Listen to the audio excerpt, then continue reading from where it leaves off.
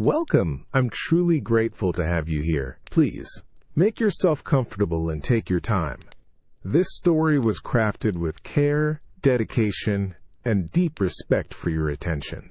I hope it brings you joy, reflection, and perhaps even a touch of nostalgia. Once again, thank you for sharing a moment of your day with me. The year is 1347. You wake up in the middle of a medieval winter, but not to the usual clang of the morning bell. Instead, a heavy, suffocating silence presses down. Your eyes struggle open in the oppressive dark of your cell. The air, thick and cold, carrying a familiar, yet strangely distorted, scent. It's the smell of parchment and iron gall ink, yes, but underneath it, something else. Something metallic, like old blood mixed with stale sweat. A faint, acrid tang that prickles the back of your throat. You push yourself up from the hard cot, your bare feet hitting the frigid stone floor. A shiver isn't just from the cold. It's a tremor that runs deeper, a premonition. You pull your coarse woolen robe around your shoulders. Usually you'd hear the shuffling of sandals, the low murmurs of brothers.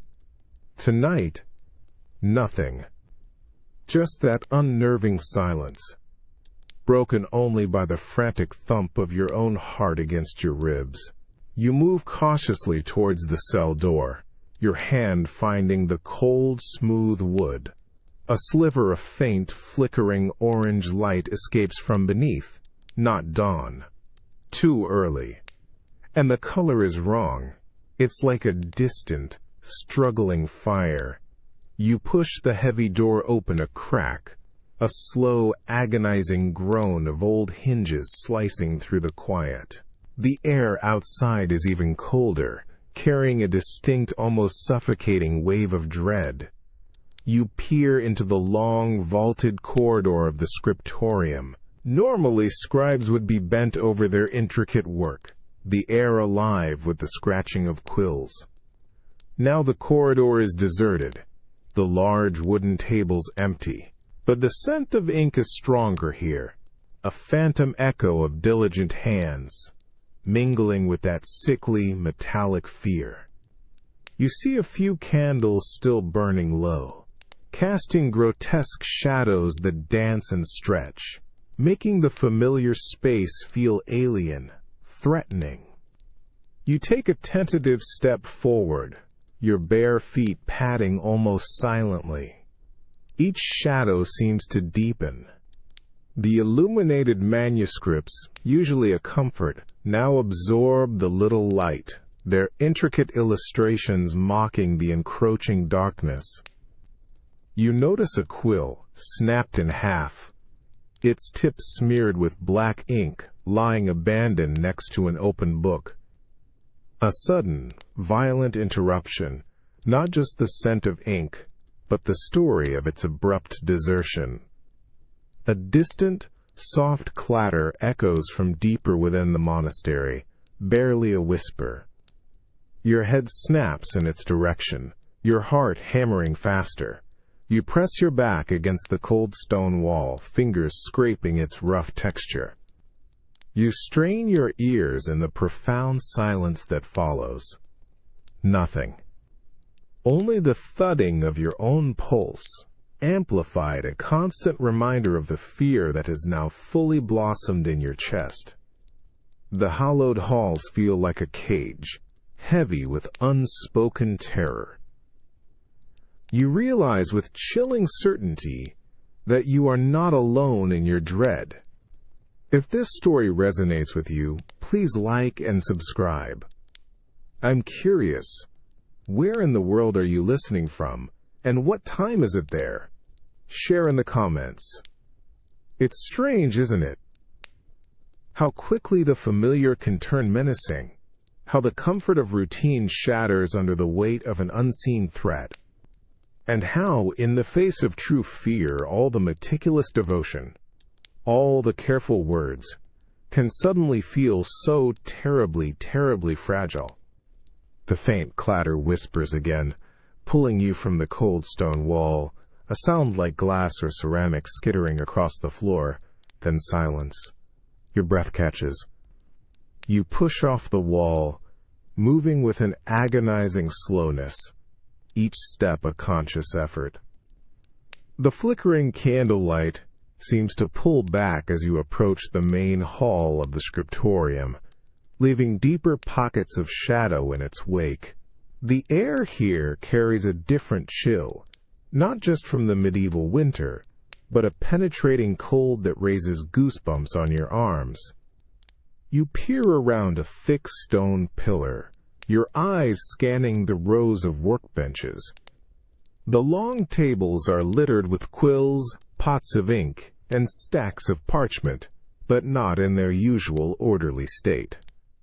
A wooden stool lies overturned, its legs jutting awkwardly into the air, a sign of sudden, desperate departure. Your gaze follows a trail of scattered, unfinished folios leading towards the central part of the room, near the large lectern where the most sacred texts are usually kept. A single candle burns precariously on one of the tables, its flame dancing wildly as if caught in an invisible draft. You inch closer, your eyes drawn to an open manuscript lying face up on the table, seemingly abandoned mid-sentence. It's a book of Psalms, one you recognize, usually adorned with intricate floral borders and devout scenes. But as you draw nearer, a new, sickening detail emerges from the flickering light. On the margin of the open page, where a vibrant blue initial, D, usually spirals into a decorative vine, you see something else. A crude, dark drawing, scrawled with an unfamiliar, almost frantic hand. It's a distorted figure, not the whimsical beast sometimes found in marginalia, but something more sinister, more raw. Its eyes are hollowed, its mouth agape in a silent scream, inked in a violent, almost viscous black that seems to leap from the parchment. It's not an illustration. It's a confession of terror, hastily etched onto the holy text. Your hand trembles as you reach out, your fingers hovering just above the page. The parchment feels unnaturally cold, or perhaps it's just your own chill radiating outward. You can almost feel the presence of the monk who sat here, his hand shaking as he committed this abomination to the sacred page, his fear so palpable it seems, soaked into the very fibers.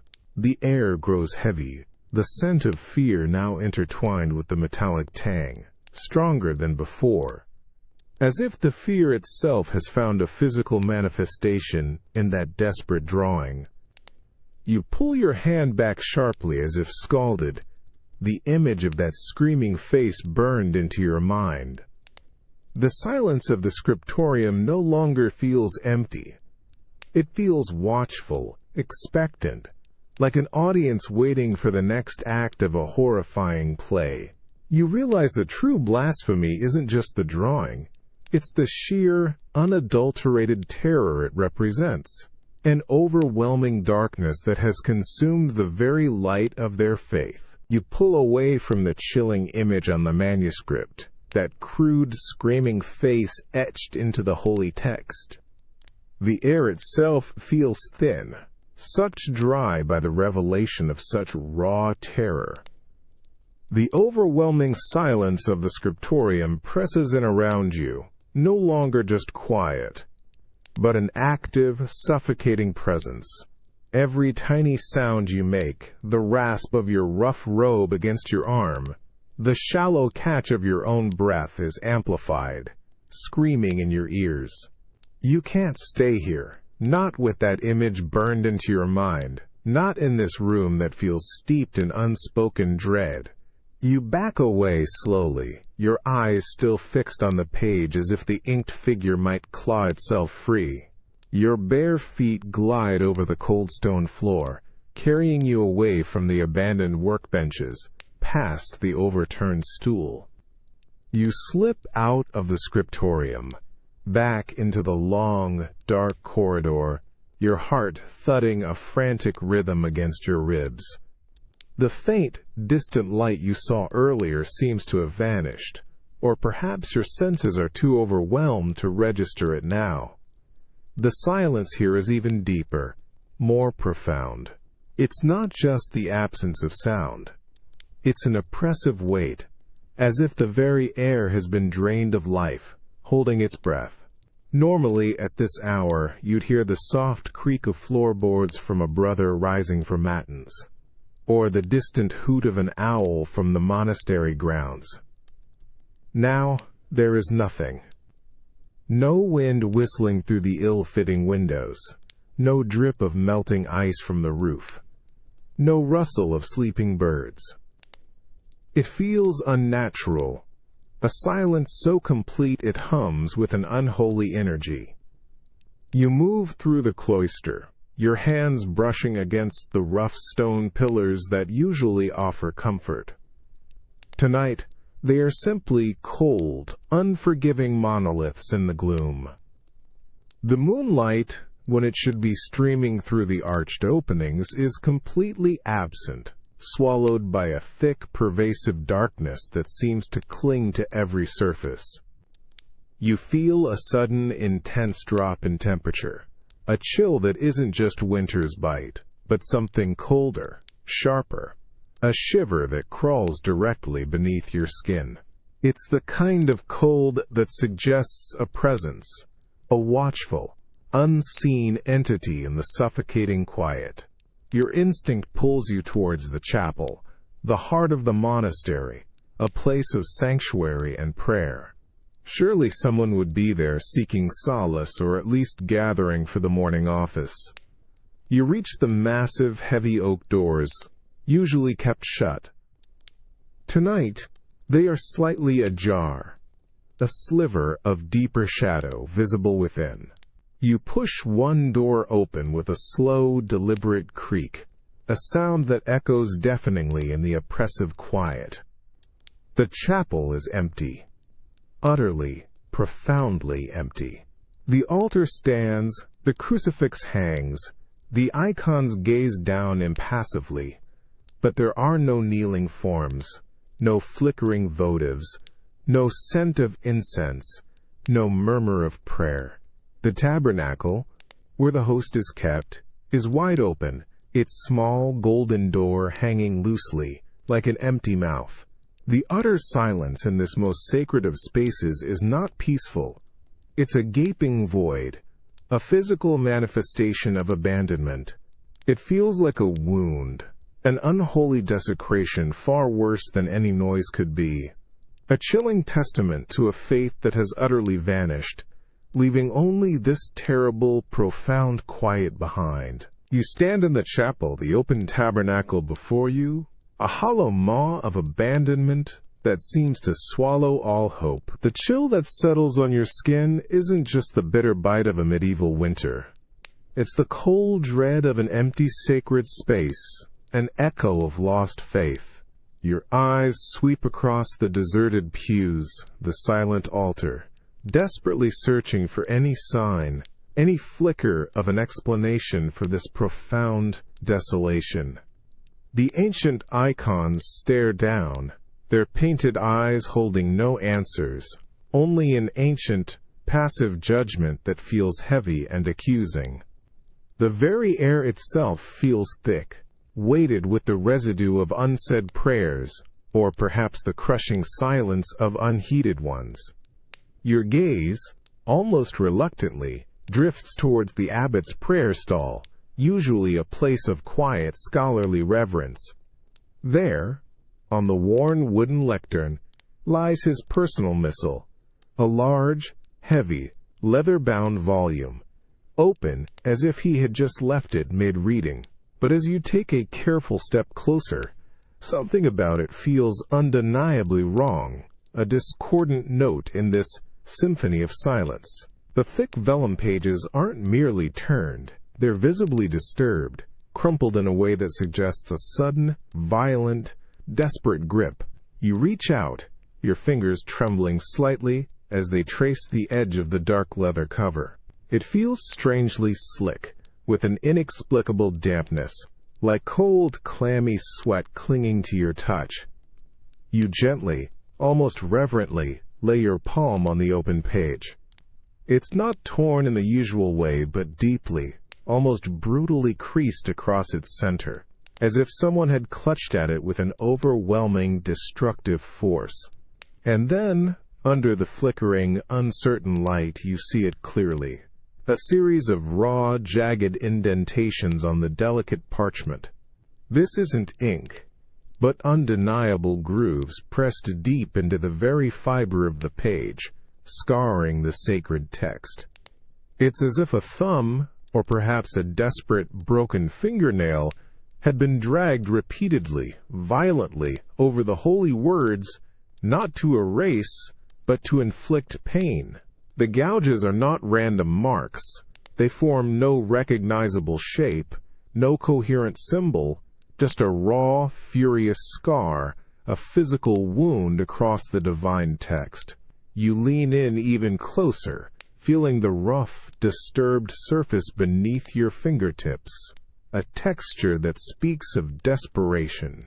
It's like a physical echo of a sound that never escaped, a primal scream that was forced inward, trapped, and instead manifested as this brutal defacement of the divine word itself.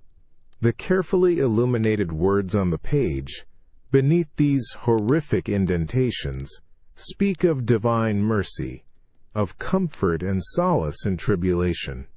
The contrast between the hopeful message and this violent act of despair is stark, utterly horrifying. Someone here, someone devout, had reached a point where their internal anguish was so profound, so utterly uncontainable, that they couldn't voice it, couldn't articulate it, but could only physically scar the very comfort they sought. This isn't just an empty chapel. It's a tomb of unreleased suffering, a monument to a scream that tore a soul apart in silence, leaving this agonizing mark as its only witness. The cold, the emptiness, the pervasive terror, it all coalesces into this single potent impression on the page, a chilling testament to fear's ultimate triumph over faith. The gaping void of the tabernacle and the chapel leaves you reeling, a chill deeper than the winter air seeping into your very bones. The silence here is a predator, always lurking, always heavy. You cannot stay. Your feet, numb from the cold stone, instinctively carry you away from the desecrated altar, out of the hollow sanctuary, and back into the oppressive gloom of the cloister. The rough habit scratches against your skin, a faint, forgotten sensation in the storm of unease. You scan the dark, arched doorways, each one a potential entryway to another horror. You push on, guided by a desperate, illogical hope of finding someone, anyone. The path leads you towards a smaller, lesser-used prayer alcove, tucked away near the refectory. It's a space often favored by brothers seeking solitude for deeper contemplation. As you approach the entrance, a new, distinct cold hits you, sharp and piercing, different from the ambient winter chill. This cold feels localized, unnatural, like standing at the mouth of a tomb. Your breath plumes heavily in front of you, a stark white cloud in the pervasive darkness. You peer into the alcove. The weak, flickering glow from a distant, unseen source barely penetrates the deep shadows. But it's enough to reveal a figure. A monk. He's kneeling on the stone floor, his back to you, perfectly still, his head bowed, hands clasped together in what appears to be an attitude of profound prayer. A wave of relief, fleeting and desperate, washes over you. Someone. A brother. "Brother," you whisper, your voice barely a rasp against the crushing silence. No response. The figure remains utterly motionless, an unnerving statue in the frigid air. You take another hesitant step, then another, the dread returning with a vengeance. The stillness is too absolute, the posture too rigid. As you draw closer, a new detail forces itself upon your sight. On the dark wool of his cowl, near his bent neck, a delicate dusting of white. Not dust, you realize with a sickening jolt, but a fine layer of frost, sparkling faintly in the scant light. You reach out, your hand shaking, and gently touch his shoulder. Your fingers recoil instantly, as if shocked by ice. He is rigid, utterly frozen, cold as the deepest winter ground. His skin is like marble, stretched tight over bone, blue-tinged and utterly devoid of warmth. You move around him slowly, your eyes tracing the outline of his stiff form. His hands are still clasped, knuckles white, veins like frozen rivers beneath the skin. His face is turned slightly upwards, eyes wide open, pupils dilated, staring into the impenetrable darkness with an expression that isn't peace, isn't reverence. It's a silent, wide-eyed scream, a rictus of pure, unadulterated terror, frozen forever on his lips. Beneath his knees you notice the rough stone floor is not merely cold, but bears an impression, a faint, almost invisible dampness around the shape of his habit, like the residue of a long, desperate vigil. He hadn't just died here. He had knelt here for hours, perhaps days, enduring whatever horror had befallen him, until the cold, the fear, or something unspeakable had taken him, solidifying his final desperate prayer into this horrifying, icy tableau. His faith hadn't saved him. It had only offered him a cold, hard stone for his final, terrifying testament. You recoil from the frozen monk, the icy shock of his skin still stinging your fingertips, a sensation that prickles and burns even now. The image of his wide, terror-filled eyes is burned into your mind, a silent, unmoving scream echoed by the absolute stillness of the air around him. This prayer alcove feels not merely cold, but hollowed out, a forgotten corner where time itself has frozen solid, crystallizing terror into stone. Your own breath comes out in ragged, frantic clouds, a stark, living contrast to the motionless figure before you. Your hammering heart, usually a hidden rhythm, now echoes loud in your ears, a frantic drumbeat against the profound silence. You stumble backward, away from the terrifying tableau, your legs unsteady, threatening to buckle. The cold here isn't simply winter's harsh embrace. It's something deeper, a pervasive, penetrating chill that seems to emanate directly from the monk's lifeless, blue-tinged form and from the very heart of these stone walls. You rub your arms, a desperate, futile attempt to conjure warmth, but the cold has seeped into your bones, an insidious reminder of the horror you've witnessed. The delicate frost on his cowl now appears not as mere ice, but a cruel, sparkling mockery of piety, a crown of winter on a victim of unspeakable dread. It gleams with a faint, malevolent shimmer in the gloom. Your gaze drifts from the frozen face, unable to linger, to the small, unadorned stone altar at the back of the alcove. It's startlingly barren, completely stripped of any devotional items, any flickering candles, any cross. Nothing. Just cold, unforgiving gray stone. It feels profoundly wrong, a stark void where comfort should be found. You notice, then, a faint, ethereal shimmer on the surface of the altar, a thin, almost invisible film that catches the scant light with an eerie, diffuse glow. You cautiously extend a hand, your fingers brushing against the polished ancient stone. It's ice. Not water that is frozen, but a delicate, feather-light layer of frost, clinging tenaciously to the smooth surface, as if an invisible icy breath, laden with profound despair, had been exhaled directly upon it, coating it with a palpable chill.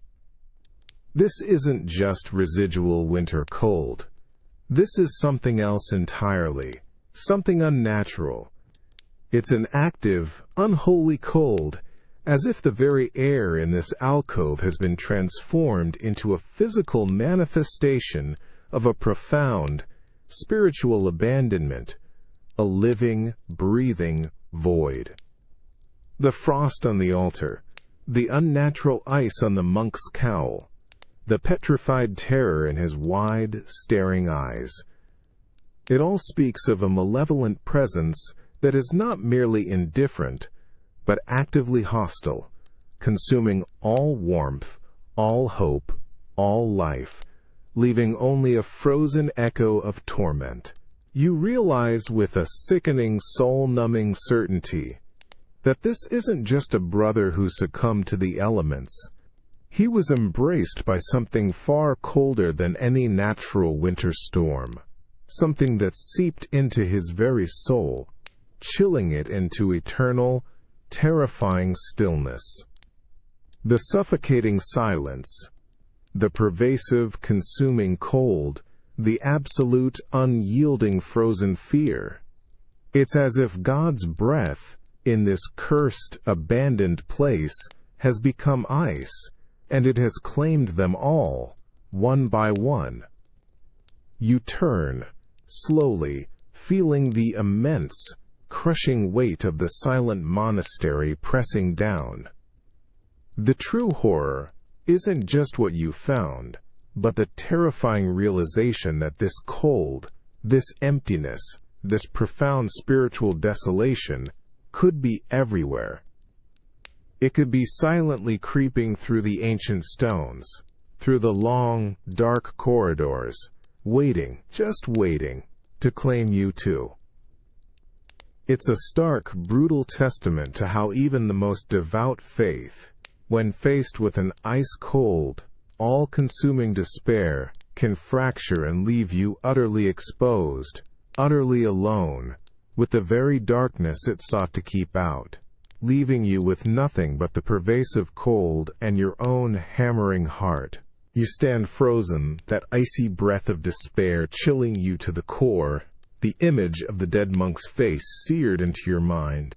A sudden sharp metallic taste fills your mouth, like old copper coin, raw and bitter.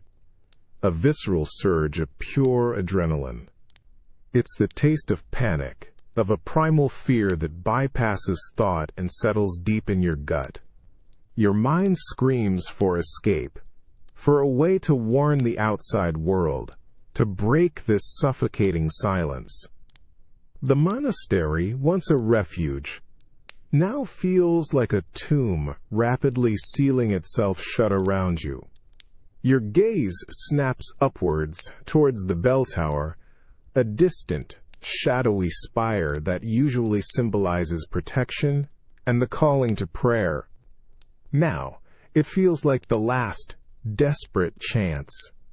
You stumble out of the prayer alcove, your bare feet slapping against the stone with a desperate rhythm. The corridors are still plunged in unnatural darkness, the cold relentless. You move faster now, a frantic scramble, your breath coming in gasps, each one a puff of white in the icy air. The metallic taste intensifies, a constant, sharp reminder of the encroaching horror. You find the winding stone staircase that leads to the tower, narrow and unforgiving. Your fingers scrape against the rough, cold walls as you climb, pulling yourself upward, fueled by a desperate, frantic energy. Each step echoes in the profound silence, a lonely, ascending clang. The air grows even colder as you rise, thinner, carrying a faint, icy breeze that whispers past your ears like unseen specters. You can feel the ancient stone shifting slightly beneath your weight, groaning under centuries of silent watch. Your muscles ache, your lungs burn, but you don't stop. You can't stop. Finally, you push through a heavy wooden door, splintered and stiff, and emerge into the bell chamber. The vast, cavernous space is exposed to the elements, the winter wind whipping through the open arches, biting at your face. Moonlight, weak and watery, finally breaks through the thick clouds, illuminating the enormous bronze bell, hanging silent, immense, at the center of the chamber. It looms over you, dark and imposing, a sleeping giant. The heavy rope, thick and braided, hangs straight down, untouched. No one rang it. No warning sounded. You rush towards the bell, your hands reaching for the rope, desperate to pull it, to shatter this agonizing silence, to send out a cry for help that cuts through the darkness. Your fingers close around the rough, icy hemp.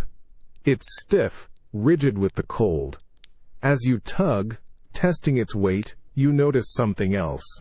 A faint, almost imperceptible sheen on the lower curve of the massive bronze bell itself, catching the weak moonlight. It's not just the gleam of metal. It's a delicate, crystalline layer of frost, clinging to the surface, encasing it in a fragile, icy shell. The bell, meant to rouse the valley, to warn of danger, to call to prayer, is silenced, literally frozen. It stands there, a colossal, mute sentinel, entombed in ice, a terrifying symbol of the monastery's utter isolation. The metallic taste in your mouth turns to ash, bitter and hopeless, as you realize the truth. This place isn't just forgotten, it's actively sealed off, cut off from all help, held captive by the very elements that once were merely part of its austere existence. You drop the icy bell rope, the rough fibers stinging your numb hands. The metallic taste in your mouth turns to ash, bitter and hopeless, as you stare at the frozen bell, a colossal, mute sentinel entombed in ice. The crushing weight of this realization that all avenues of warning, all hope of external aid, are utterly sealed off, descends upon you like a physical blow. The cold, whipping wind howls through the bell tower's arches, a mournful, solitary cry that perfectly mirrors the scream trapped in your own chest. There is no more time for hesitation. You turn, scrambling back down the winding stone staircase, each frantic step sending a jarring tremor through your body. Your bare feet pound against the cold, unforgiving stone, a desperate rhythm of flight. The darkness deepens with every descending turn, swallowing the faint moonlight from above. Your lungs burn with the effort, the sharp taste of panic now a constant companion. You have to find a way out, to break free from this chilling, silent tomb. Your desperate path leads you towards the grand main entrance of the monastery, a massive, ancient oak gate that has stood firm against centuries of winter storms and, once, even Viking raids. It is the ultimate barrier, the final promise of safety from the chaos of the world outside. As you approach the great archway, a profound unease prickles at your skin. The air here is even colder, thick with a strange, earthy smell mixed with the scent of aged wood. But something else too, a faint, lingering char, like burnt timber. You finally reach the gate. Your eyes widen, your breath hitches in your throat. The enormous wooden doors, usually secured with massive iron bolts and crossbars, stand askew, one leaning inward, wrenched violently from its upper hinge. A gaping, jagged fissure runs through the thick oak, starting from the heavy iron ring in the center, splintering outward like a shattered shield. Long, jagged shards of wood jut out at grotesque angles, sharp and menacing, stark evidence of an immense, brutal force. It's not just broken, it's shattered, as if struck by a giant's fist. You reach out, tracing the deep, raw wounds in the ancient wood. Your fingers graze against rough, splintered edges, some still damp with the moisture of fresh breakage, despite the freezing cold. This isn't the work of time or weather. This is violence, raw and unbridled. The air pouring in through the fractured doorway is an icy gale, carrying with it a new desolate sound. The distant, mournful whisper of the wind sweeping across the snow-covered fields outside, unimpeded. Standing before this violated threshold, you understand with a sickening certainty. The sanctuary isn't just breached, it's completely shattered. The faith that built these walls, the prayers that sanctified them, the physical barriers meant to protect, none of it held. The darkness they feared didn't just walk in. It tore its way through, leaving behind a cold, brutal testament to its raw, unstoppable power. You realize, with a chilling clarity, that the external world, the one you desperately wanted to reach, is no longer a hope for escape. It's just another face of the terror, and now, nothing stands between you and it. The wind whips through the splintered main gate, carrying the biting cold and a fresh wave of despair. The shattered wood itself groans, a raw testament to the violence that ripped through this sanctuary. Your bare feet are numb, your body trembling, not just from the cold, but from the bone-deep terror of being utterly isolated. You stand at the threshold, looking out, but the outside offers no solace, only the chilling whisper of a wind that feels different. It's not just winter's bite now. It's carrying something else, a new, insidious presence. You inhale sharply, trying to clear your lungs of the frigid air, and that's when it hits you. A new smell, rising above the earthy scent of broken wood and the stale, metallic tang of fear. It's sickly sweet, cloying, like overripe fruit left too long in the sun, mixed with something else, something fetid and profoundly wrong. A distinct odor of decay that clings to the back of your throat.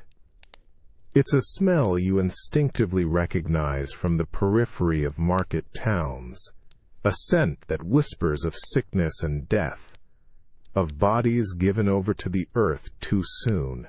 Your stomach churns violently, a sudden, powerful wave of nausea that threatens to overwhelm you. You clap a hand over your mouth, trying to block out the invading stench, but it's already seeped into your senses, a vile, inescapable truth.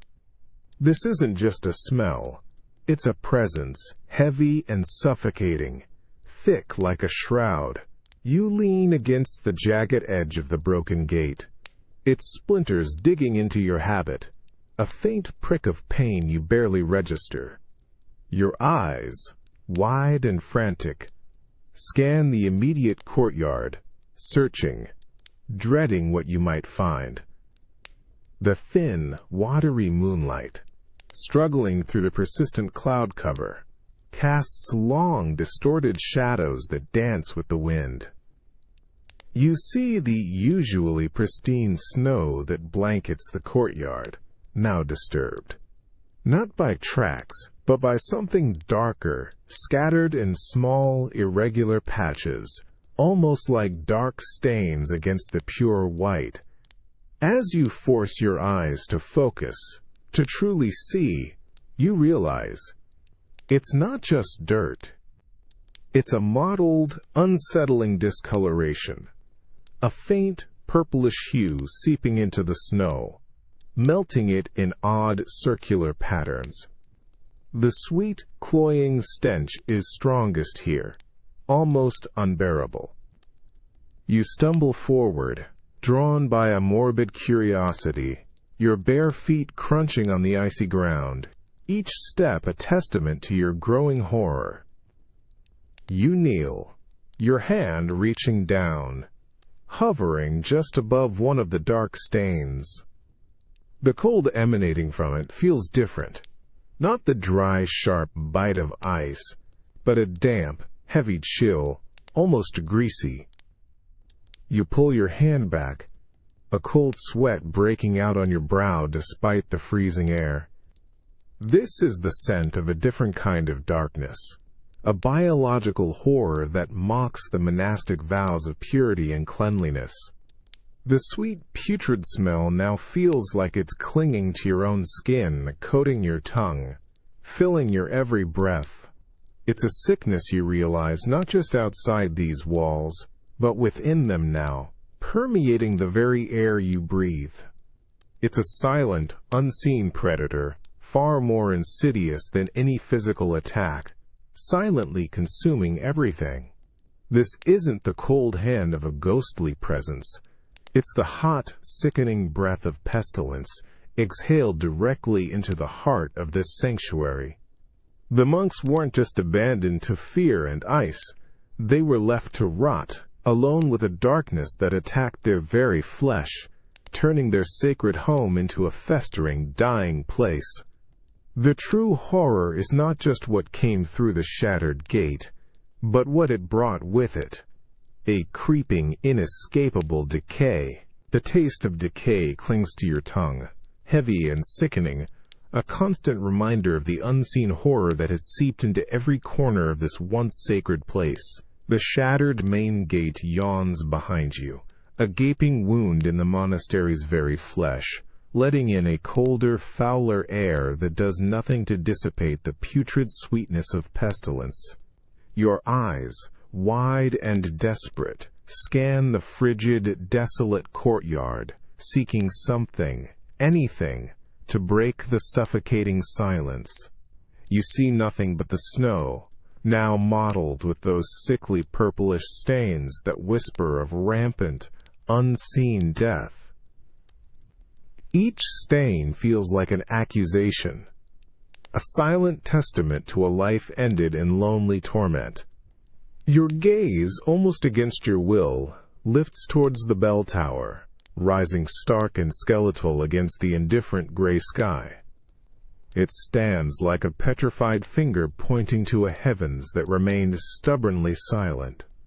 You remember struggling up that narrow, icy staircase just a short while ago, your heart pounding with a desperate, futile hope to ring a warning. You recall the colossal bronze bell, silent and frozen, encased in a fragile shell of ice. Back then, its muteness was a failure of communication, a silenced cry for help to the world beyond these walls. Now, with the overwhelming stench of decay thick in the air, a profound and sickening realization washes over you, giving its stillness a far more terrifying, more crushing meaning. You can almost hear the ghost of a sound that never was, a heavy, mournful clang echoing across the valley.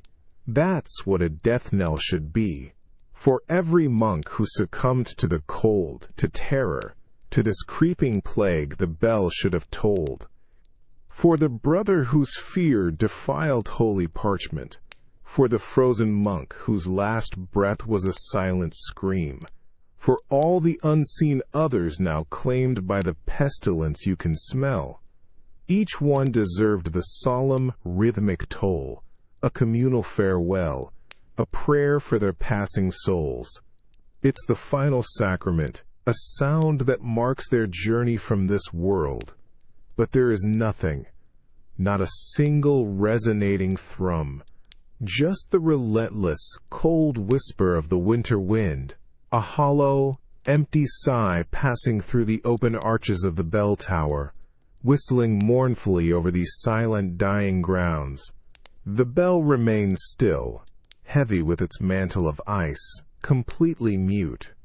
It did not toll for them in warning, and it will not toll for them in death. Its silence is not merely an absence of sound. It's a profound, chilling void of remembrance, a symbol of utter, unforgivable abandonment. No one is left to ring it, no one is left to hear it, and perhaps, worst of all, no one is left to mourn. Their final moments were solitary, their demises unwitnessed, their souls left to drift into oblivion without a single sacred sound to guide them. The bell, meant to mark the passage of time and the passage of souls, hangs utterly, devastatingly mute. It is the heaviest silence of all, a crushing testament that for the fallen there is no one left to mourn, no one left to even acknowledge that they were ever here. And as you stand there, inhaling the sweet, sickly scent of their unmourned passing, you feel the true terror of absolute forsakenness, not just for them, but for yourself as well. The gnawing emptiness in your stomach twists. A sharp, physical pain that cuts through the lingering terror and the sickening smell of decay. Your mouth is dry, your throat raw. You haven't eaten, perhaps not truly slept, since this nightmare began. The cold, relentless, has begun to sap your strength, making your limbs heavy, your mind a dull ache. A primitive, insistent hunger begins to assert itself, demanding attention, overriding for a moment even the pervasive dread. You stumble towards the refectory, the ancient dining hall, hoping for some forgotten crust of bread, a scrap of cheese, anything to quiet the relentless clamor in your gut. The thought of even the simplest monastic fare, usually a humble necessity, now feels like a distant, unattainable luxury. The passageways are still dark, the air still thick with an unholy quiet, but your focus narrows to this one desperate, immediate need. You push open the heavy wooden door to the refectory. The large hall is as empty and silent as the rest of the monastery. Long, communal tables stretch into the gloom, usually bustling with the quiet scraping of bowls and muted prayers. Now they are desolate, covered in a fine layer of dust, an eerie stillness that feels heavier than elsewhere. The air in here, however, is free from the cloying stench of pestilence, replaced by a lingering faint aroma of stale cooking fires and old wood, a scent of former life now utterly extinguished. Your eyes search the tables, desperate for a sign. On one bench, near where the abbot usually sat, you spot something. A single, small, earthenware bowl. Your heart leaps with a flicker of hope, however dim. You rush towards it, your bare feet making no sound on the cold floor. You reach it, your hand hovering over the rim. Inside, dried to the bottom, is a meager, almost invisible residue. It's brown and flaky, a shadow of what was once a thin, watery gruel, or perhaps the last, desperate spoonfuls of a vegetable soup, stripped of all substance. You instinctively reach a finger in, scraping at the dried film. You bring your finger to your mouth, hoping for a vestige of flavor, some hint of sustenance. What you taste is nothing. A faint, earthy bitterness, yes, but mostly just the chalky sensation of dried grime and dust, gritty and utterly devoid of nourishment. It's an emptiness, stark and complete, not just of food, but of warmth, of comfort, of life. The texture is rough on your tongue, abrasive, a tangible representation of the monastery's utter desolation. This wasn't a meal. It was a ghost of a meal, leaving behind only the stark, gritty truth of starvation. The bowl itself is cold, hard, unyielding in your hands. It feels heavy, with the weight of unfulfilled hunger, of desperate last meals. You realize, then, that the monks here not only faced fear and ice and sickness, but a slow, agonizing descent into utter deprivation. The emptiness in your stomach mirrors the emptiness in this hall, a stark, painful realization that the darkness they faced wasn't just monstrous. It was also cruelly mundane, a slow, grinding starvation that left nothing but gritty residue. The grit of dried emptiness scrapes your tongue, a constant bitter reminder of the hunger gnawing in your gut. Your stomach clenches, a hollow ache that makes your head swim. The refectory, vast and silent, presses in around you, its emptiness a physical weight. The faint smell of stale fires and old wood does nothing to soothe. It only deepens the sensation of a life long past, a warmth utterly extinguished. You can't dwell on the terrifying bell tower or the putrid stench outside the gate. Here now the most immediate horror is this consuming internal emptiness. You move like a ghost, your bare feet hushed on the stone, from one deserted table to the next. Your hands, trembling slightly, reach out, patting the cold surfaces, desperate for any forgotten morsel. You check the empty bread bins, upturned and devoid of even crumbs. You peer into the huge, cold fireplace, finding only ash and the chilling echo of absent warmth. Every instinct screams for sustenance, for something, anything, to quiet the relentless clamor of your body. The cold, relentless and pervasive, seems to magnify this hunger, making it feel sharper, more desperate.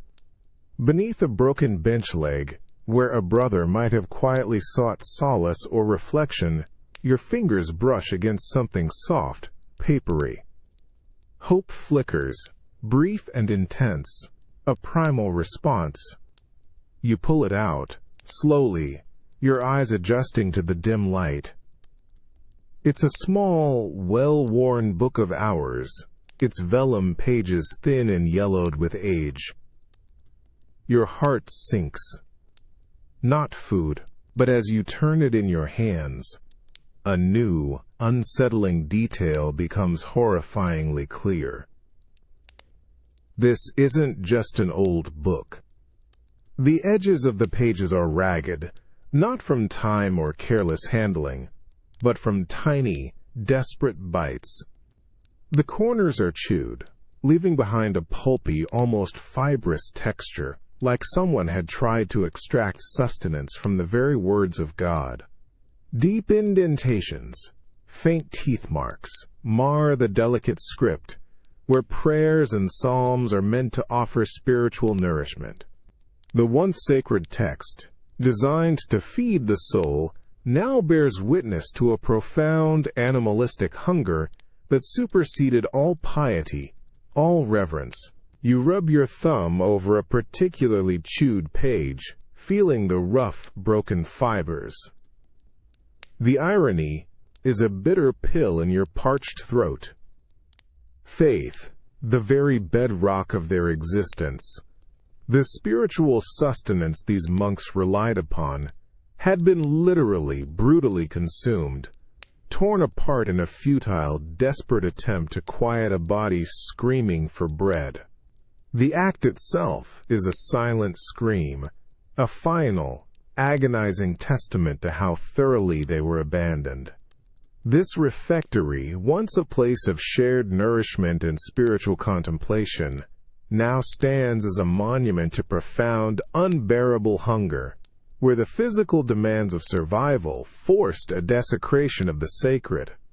The emptiness here is absolute, physical and spiritual, a chilling testament to the fact that when basic needs are brutally denied, even the most profound faith can be stripped bare, torn apart, and left as nothing but a chewed, bitter husk.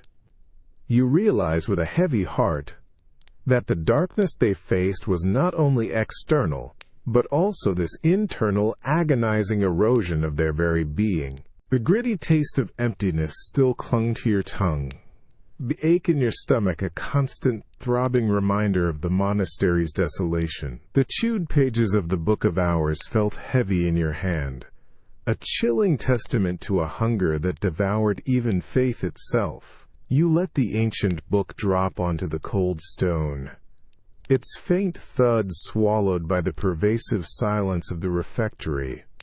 The cold, a familiar enemy now, continued to deepen its hold, seeping into your very bones. You couldn't stay here, not with the ghosts of starved prayers echoing around you. Your feet, numb and aching, carried you away from the barren tables, past the empty hearth, and back into the winding, unlit corridors. The air, even indoors, tasted of ice and something else now. A faint, dry dust, mixed with the lingering sweetness of decay from outside the shattered gate. You pressed on, driven by a morbid compulsion to witness, to understand the full extent of the horror that had consumed this place. Each step was an effort, your body weary, your mind a churning sea of dread. You found yourself drawn to a narrower, less frequented passage leading towards the individual cells of the brothers. This area was usually quiet, a sanctuary for introspection and prayer. As you moved down the darkened corridor, a faint, almost imperceptible sound caught your ear, a whisper of rough fabric dragging across stone. It was too soft to be a draft, too rhythmic to be accidental. It felt deliberate, even in its absence. You paused, holding your breath, straining to hear again. Nothing. Just the frantic beat of your own heart against your ribs. You continued, your gaze sweeping the cell doors, each one heavy oak, silent and unyielding. One door, however, was slightly ajar, a sliver of deeper shadow visible within. You approached it slowly, your hand reaching out, pushing the heavy wood inward with an agonizing creak. The cell was tiny, austere, illuminated only by the scant, filtered moonlight from a high, narrow window. A simple wooden cot, a small table, a crucifix on the wall, the standard, humble furnishings. But on the floor, near the cot, something dark lay coiled. You stepped inside, your bare foot brushing against it. A sudden, sharp, searing pain shot through your soul. You cried out, a small, choked gasp that echoed loudly in the confined space and recoiled instantly. You looked down, your eyes wide with shock and a new wave of fear. There, on the cold stone, was a discipline. It was a whip, made of coarse, knotted ropes, each strand carefully braided, culminating in several tight, hardened knots at its end, each one specifically designed to inflict maximum pain. One of these cruel knots had dug into your foot, leaving a red, angry mark already forming on your skin. You could almost feel the phantom sting lingering, a brutal memory. The whip lay there, discarded, yet its presence was electric, vibrating with unspoken agony. It wasn't just a tool of penance. It was a weapon turned inward, used to tame the flesh, to purify the soul through self-inflicted suffering. And it was dropped here, in haste, still stiff with the sweat and oil from a frantic hand. Its dark, coarse fibers seemed to absorb the scant light, radiating an unnatural coldness. You imagine the monk, alone in this tiny cell, thrashing himself, seeking penance, seeking comfort, seeking a release from a pain far greater than any physical sting. His final act of faith, a desperate attempt at purification, ending in abandonment. The darkness they faced wasn't just external. It was also a profound internal torment, a battle fought alone with only the sharp sting of a rope for company, offering no solace, only more pain, leaving only the memory of desperate self-inflicted wounds in a silent, unforgiving cell. The very instrument of their faith, meant to bring them closer to God, became a final brutal torment, a futile act against an overwhelming, unseen horror. The searing pain from the discipline's knot still throbs in your foot, a raw, burning reminder of the violence hidden within this silent cell. You stand over the coarse, knotted whip, its very presence radiating an almost palpable agony. The small cell, usually a haven of quiet contemplation, now feels like a cage, vibrating with unseen suffering. The cold, ever present, seems to thicken, clinging to the rough stone walls, making your breath plume heavily in the dim, filtered moonlight. Your eyes, drawn by a morbid fascination, drift from the abandoned discipline to the small, plain wooden table tucked against the wall. On its surface, beneath the faint, pale glow, lies a single opened book. Not a book of prayers, not a missal, but a thick, heavy volume of ancient texts, an exploration of heresies, of devils and demons, of forbidden knowledge. It's a book strictly for scholarly study, always kept under lock and key, never meant for a common monk's solitary perusal in the dead of night. Its presence here is a shocking, terrifying anomaly. You approach the table, your bare feet carefully avoiding the discipline, your heart hammering a frantic rhythm against your ribs. As you lean closer, the book's pages, yellowed with age, reveal intricate drawings and dense Latin script. But it's not the text that truly seizes your attention. On the open page, meticulously illustrated by a master illuminator centuries ago, is a depiction of a grotesque demon, its features twisted in malevolent glee, its clawed hands reaching out from a swirling vortex of shadows. The details are horrifyingly vivid, the artistry disturbing in its precision. Your hand trembles as you reach out, your fingers hovering inches above the page. You feel a strange, almost electric hum emanating from the vellum, a cold dread that prickles your skin. Then you notice it, faint, subtle lines etched onto the page, almost imperceptible against the ancient script and illustration. They are scratches, not randomly made, but deliberately, violently scored into the demon's face. It's as if a desperate fingernail, or perhaps a small, sharp piece of stone, had been dragged repeatedly over the demon's painted features, tearing at the surface. Not to deface it completely, but to inflict a localized, focused agony, a futile, frantic act of resistance against the malevolence depicted.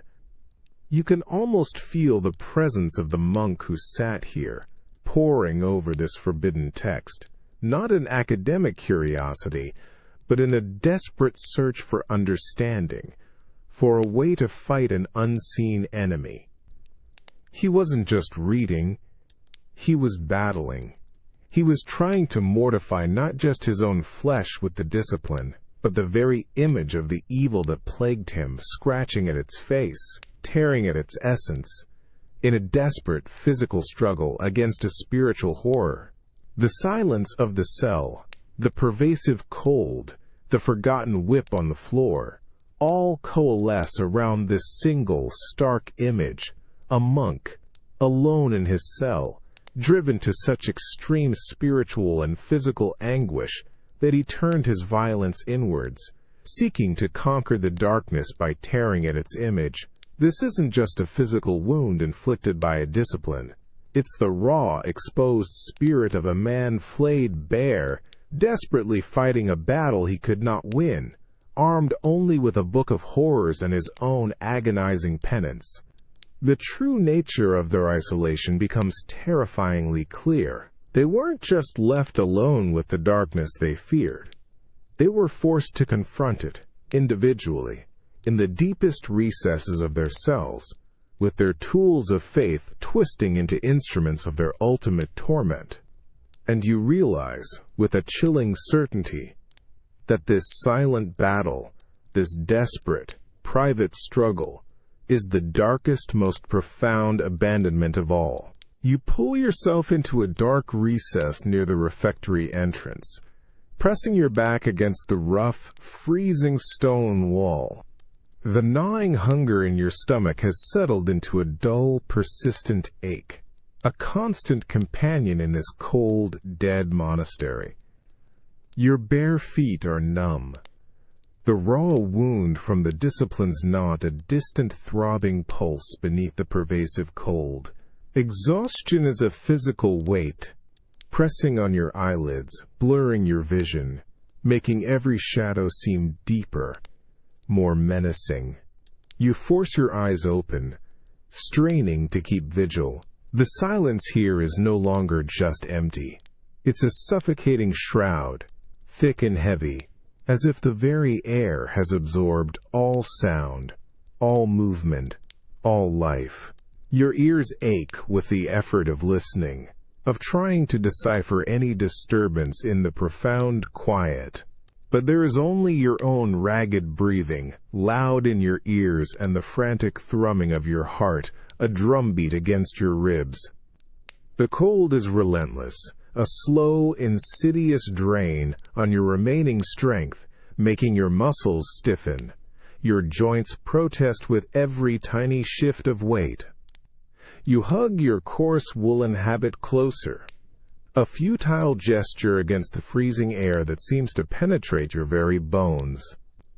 Your gaze sweeps the long, vaulted corridor, now plunged into an almost absolute darkness.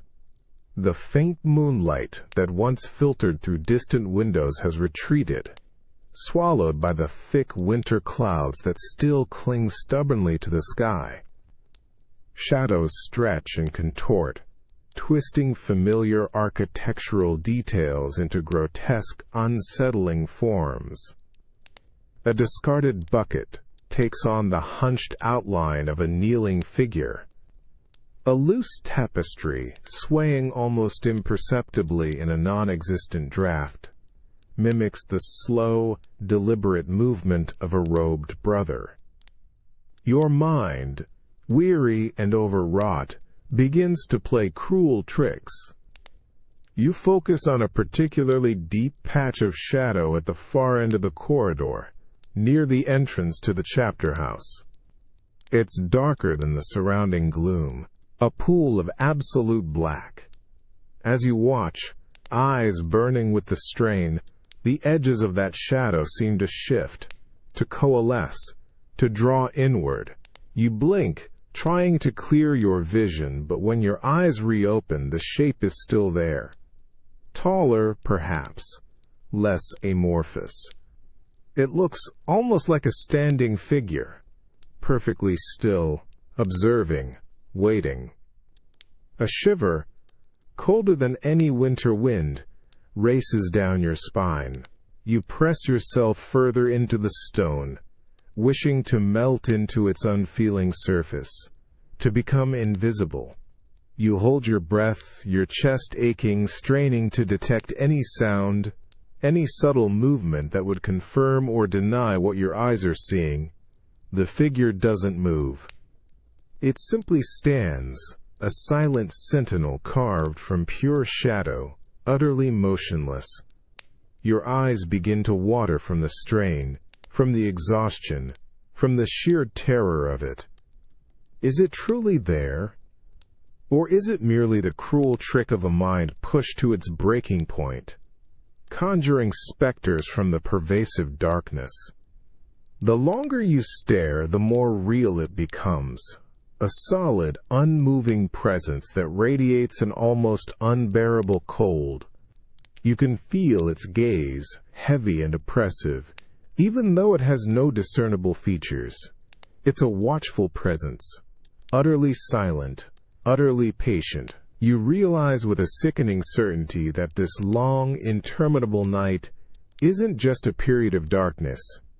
It's an active vigil, a timeless wait in which you are not alone. Something else is here, observing you as you observe it, a silent, predatory game played in the freezing heart of this dead monastery. And the horrifying truth is, you can't tell if the darkness is merely playing tricks, or if the shapes it hides are far, far more tangible than any shadow. The terror isn't just in what you might see, but in the agonizing uncertainty of whether it's real, or if your own mind is finally succumbing to the overwhelming, inescapable darkness.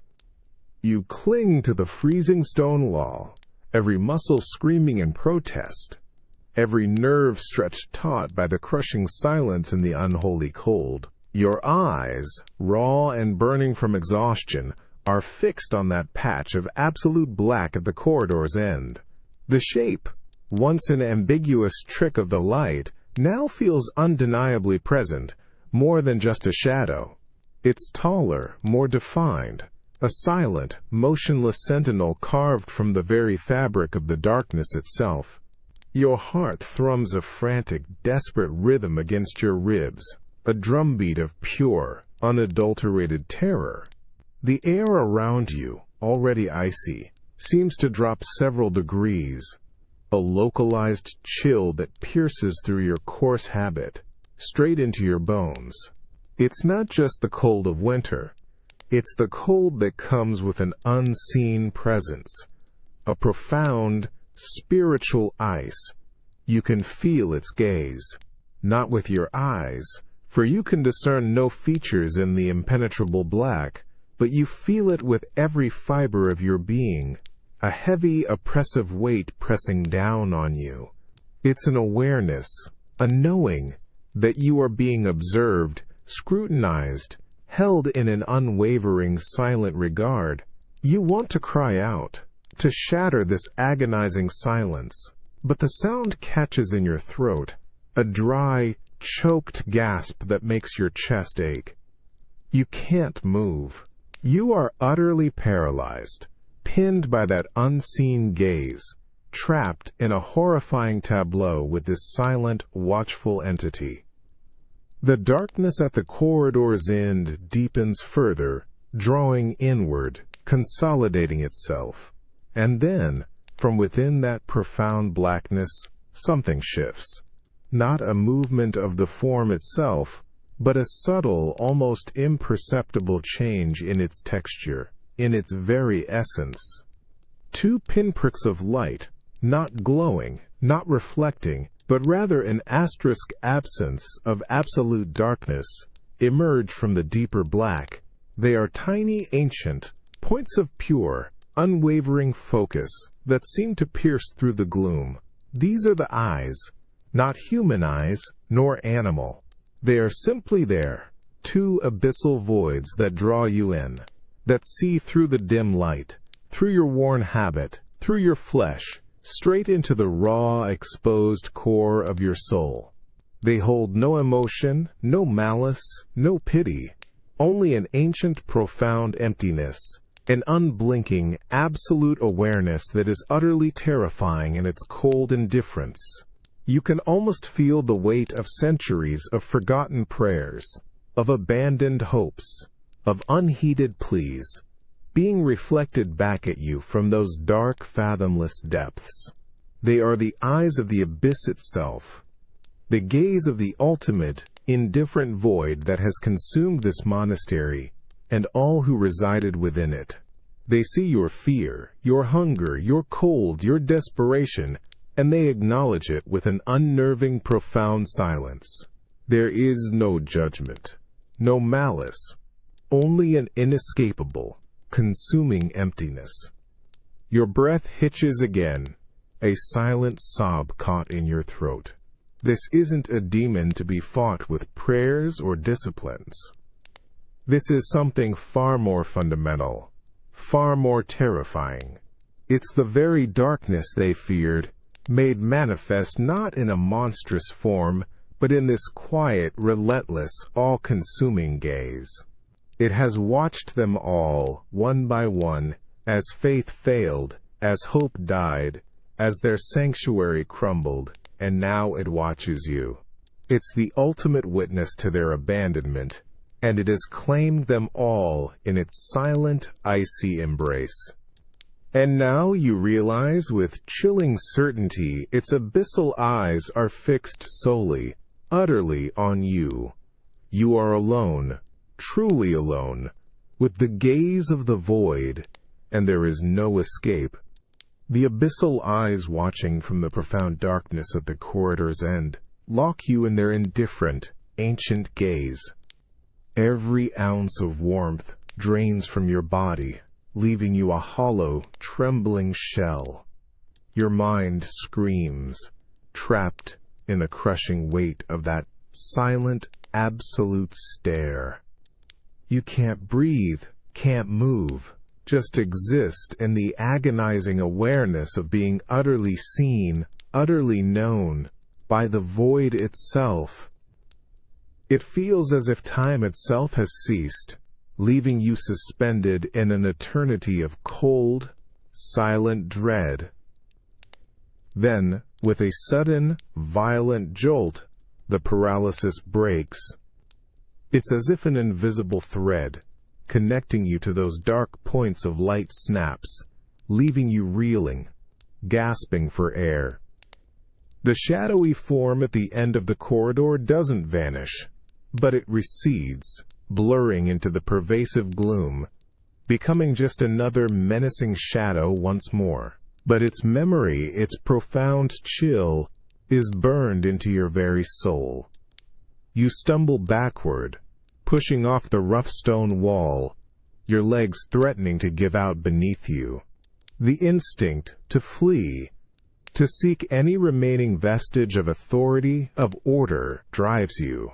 Your bare feet slap against the cold stone, a desperate, frantic rhythm echoing in the profound silence. You move through the cloister, past the open chapel doors. The memory of the violated tabernacle and the scratched missal, a fresh wave of nausea. The air is still heavy with the sweet, sickening smell of decay, thicker in some areas, hinting at unseen horrors.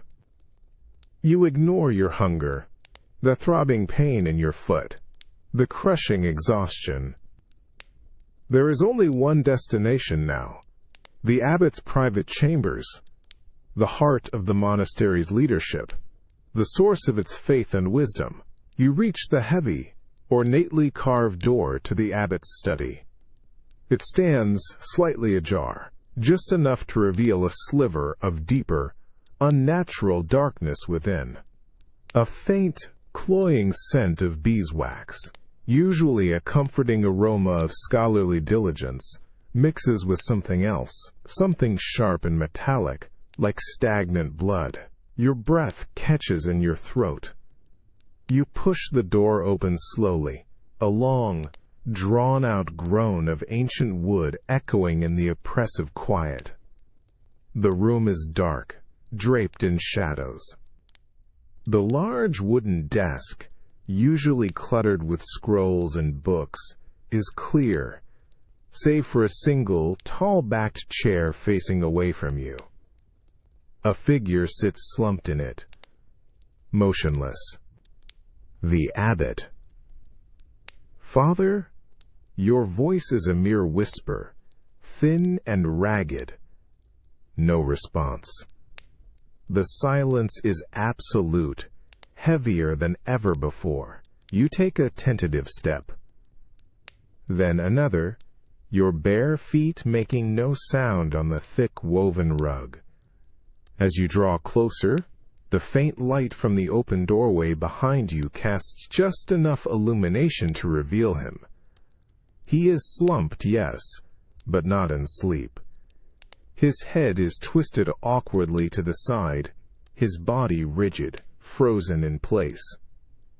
His large, episcopal ring, usually gleaming, is dull against his blue-tinged finger. You circle around the desk, your eyes drawn to his face. It's a rictus of terror, not unlike the frozen monk in the alcove, but more profound, more ancient. His mouth is agape, a silent cry forever etched. And then you see his eyes.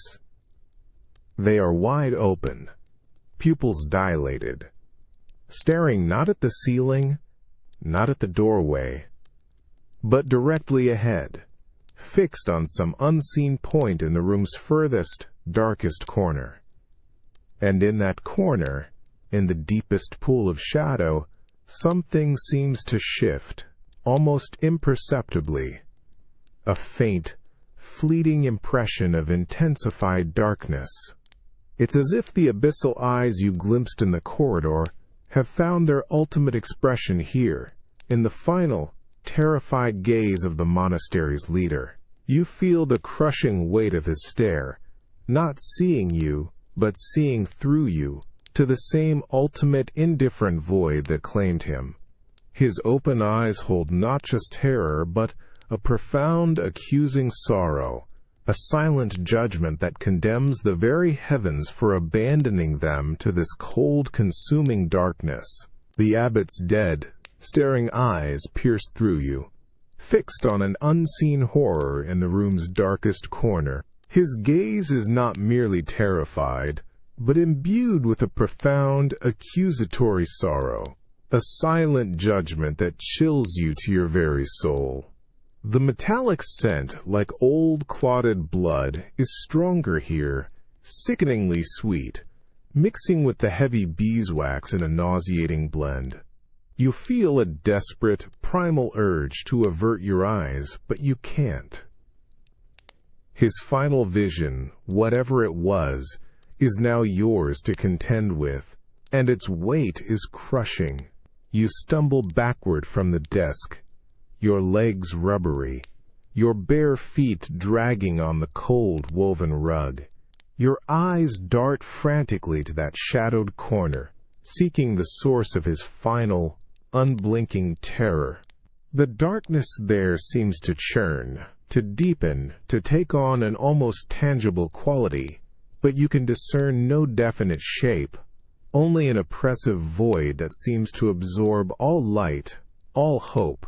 It's the same profound, consuming blackness you sensed in the corridor, intensified, focused, culminating here, in the chamber of the monastery's spiritual leader.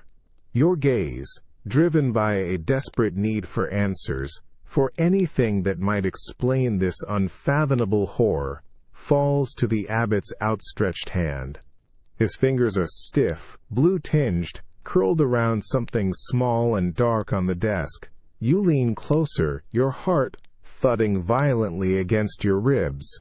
It's a small, intricately carved wooden crucifix, the kind usually worn close to the heart, a personal symbol of unwavering faith. But it's not clutched in a gesture of comfort or prayer. Instead, his thumb is pressed down with unnatural force, pinning a scrap of parchment to the desk. You gently, carefully pry open his rigid fingers, a shiver running down your arm at the cold, unyielding flesh. The parchment is tiny, rolled tightly, almost a scroll, held fast beneath his thumb. You unfurl it with trembling hands, your eyes straining in the dim, oppressive light. It's a fragment, a small, hastily torn piece of vellum, and the writing on it is not the elegant script of the monks, but a crude, almost childish scrawl. You read the few words etched into the parchment, the faint metallic scent of dried ink rising to your nostrils, mingling with the sweet decay.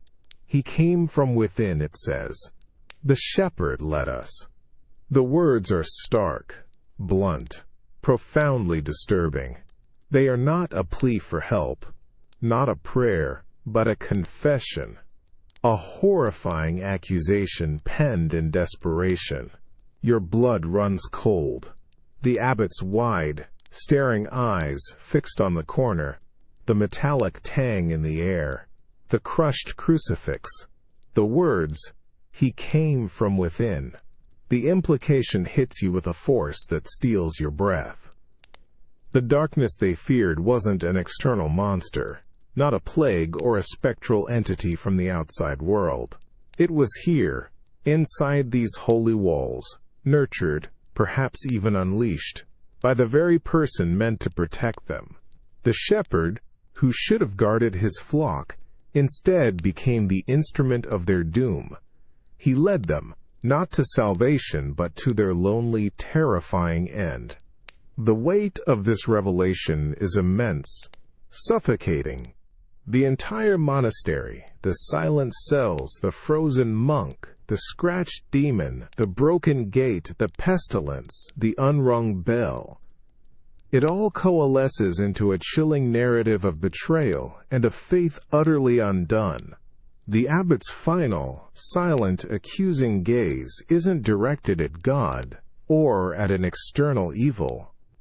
It's directed at the profound, horrifying truth of what happened here, the terrible realization that the darkness they feared wasn't just with them, it was among them, and it was guided by the very hand that was supposed to offer them solace. The true horror isn't just what came to the fold, but that the wolf was already inside, wearing the shepherd's clothes.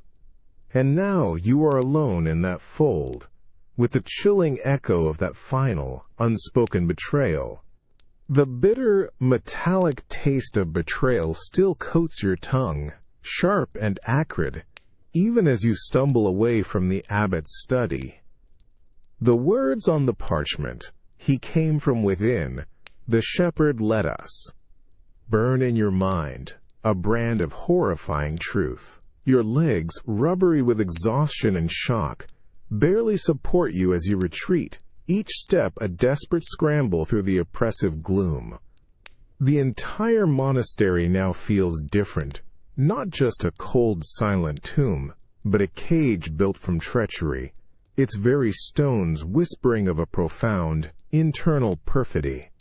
The pervasive cold is a familiar enemy, but now it feels tainted, infused with the chill of deceit. Your hunger, which had settled into a dull ache, reawakens with a vengeance, a sharp, gnawing pain that intensifies with the bitter taste in your mouth. You're drawn, almost against your will, back towards the refectory, the communal dining hall. Before, it represented deprivation. Now, with the knowledge of the abbot's betrayal, you seek a deeper, more chilling truth within its desolate walls. You push open the heavy door. The vast hall, usually a place of simple, shared nourishment, now seems to mock you with its emptiness. The long tables stretch into the gloom, still covered in a fine layer of dust, the memory of shared meals a cruel phantom. The single, meager earthenware bowl you found earlier, with its gritty residue, no longer just speaks of starvation. It screams of a betrayal of the most basic trust. The cold here feels personal, a subtle, cutting reminder of the deliberate denial of warmth and sustenance. Your eyes, burning with a new kind of fury, scan the room, passing over the empty bread bins, the cold fireplace. You move directly towards the high-backed wooden chair where the abbot always sat, a place of authority, of leadership. Your bare feet crunch softly on the dusty floor, each step a deliberate accusation. As you approach, a new distinct scent reaches you, faint but unmistakable. Not the sweet decay from outside, nor the metallic tang from the study, but the dry, musty aroma of hidden, aged foodstuffs. You run your hand over the smooth, dark wood of the abbot's chair, then along the underside of the table where he would have placed his feet. Your fingers brush against something. A small, almost invisible latch, cleverly concealed. Your heart leaps with a sickening certainty. You press it, and a small, shallow compartment springs open beneath the tabletop, releasing a puff of stale, food-laden air. Inside, carefully wrapped in oilcloth, is not a forgotten scroll or a personal devotional. It's a small, hard crust of dried bread, solid and unyielding, along with a few shriveled dark berries. Not a feast, no, but a deliberate, hidden cache, hoarded, reserved. More than the entire refectory could offer. You reach in, your fingers closing around the rock-hard bread. Its texture is rough, abrasive against your skin. You bring it to your nose. The scent, though faint, is clearly of grain, of sustenance. You crush a tiny fragment between your fingers, bringing it to your tongue. The taste is dry, a ghost of bread, but undeniably present, earthy and bitter from age, yet fundamentally different from the gritty dust you tasted before. It's the bitter taste of a deliberate denial, a calculated act of withholding. This wasn't just starvation. It was a deliberate, cruel starvation, orchestrated, at least in part, by the very man meant to provide. The abbot, the shepherd, had not only allowed his flock to starve, but had actively preserved his own meager comfort, a vile secret hidden beneath his very hands. The truth of the betrayal sinks deeper now, a visceral, agonizing taste of his hypocrisy. The darkness they feared was, indeed, from within, a cold, calculated malevolence that turned a sacred trust into a cruel, personal hoarding, leaving his brothers to a slow, agonizing death while he quietly preserved his own frail existence. The dry, bitter taste of the abbot's hoarded bread, a ghost of sustenance, clings to your tongue, burning hotter than any hunger. The rough, hard crust feels like a stone of bitter truth in your hand. The words of the parchment, "He came from within, the shepherd led us," echo in your mind, twisting the very air of the refectory into a suffocating shroud of treachery. This isn't just desolation. It's a profound, sickening violation. The cold, once merely a physical burden, now carries the sharp edge of betrayal, cutting deeper than any winter wind. You crush the fragment of bread, the tiny crumbs scattering over the dusty table. Your eyes, burning with a mix of shock and a nascent fury, sweep the empty hall. Every bare table, every silent bench, every cold, deserted corner now screams of a calculated cruelty.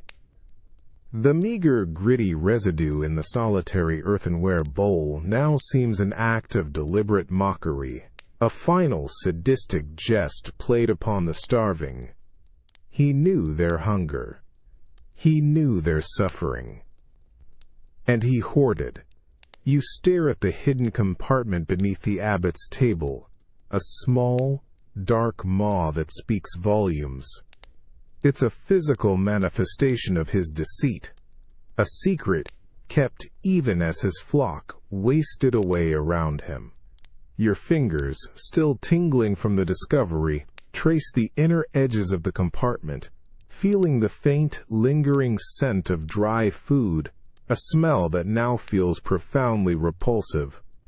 This wasn't merely a moment of weakness, it was a sustained, deliberate act of self-preservation at the cost of his brother's lives, a chilling testament to his self-serving darkness.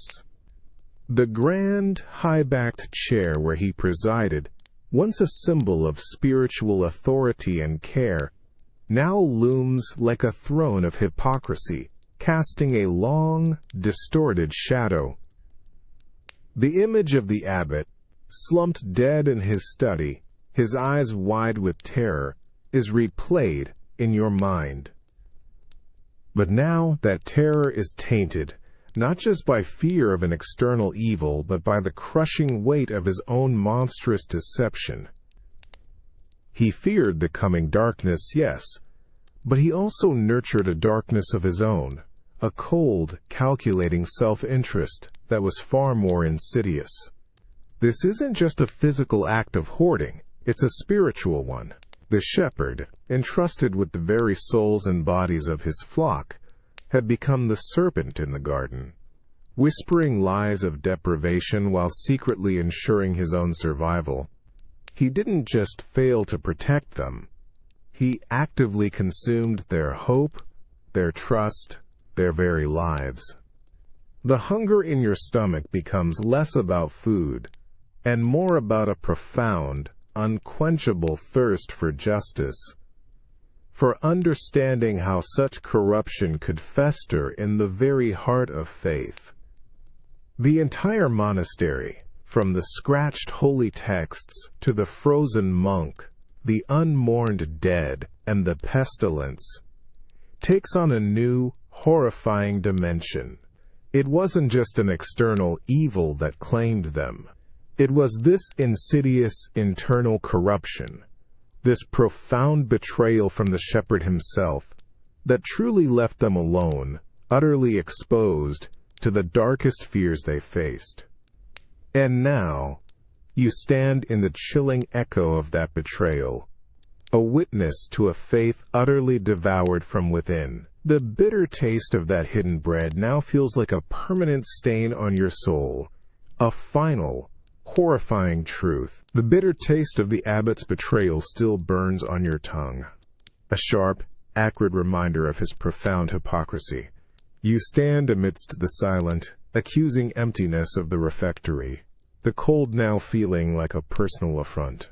Your limbs ache with a crushing weariness, your mind a churning storm of dread and anger. The gnawing hunger in your stomach, however, is now eclipsed by a new, more insidious sensation, a faint, persistent ache in your joints, a subtle tightness in your chest. The pestilence, the sweet, cloying smell of which you encountered near the shattered gate, feels closer now, a cold hand closing around your own well-being.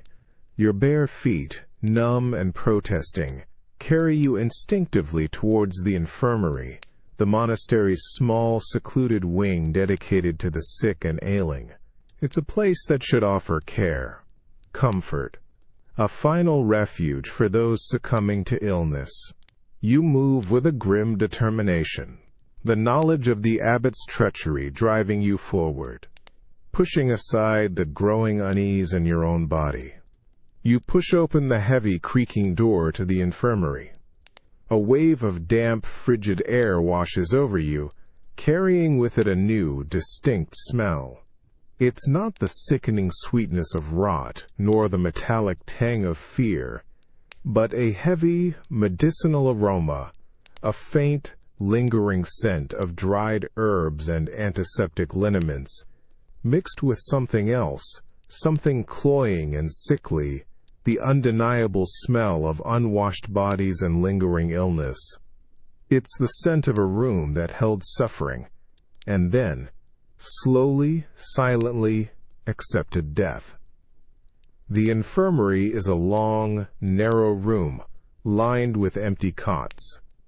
Each cot is neatly made, the rough woolen blankets folded with monastic precision.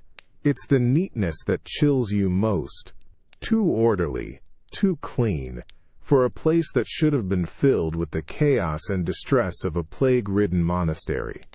It's the quiet aftermath of a storm, not the storm itself. The filtered moonlight from the narrow windows casts long, pale streaks across the immaculate floor, highlighting the stark emptiness. You walk slowly down the aisle between the cots, your bare feet making no sound on the cold, damp stone. Each cot is a silent testament to an absence.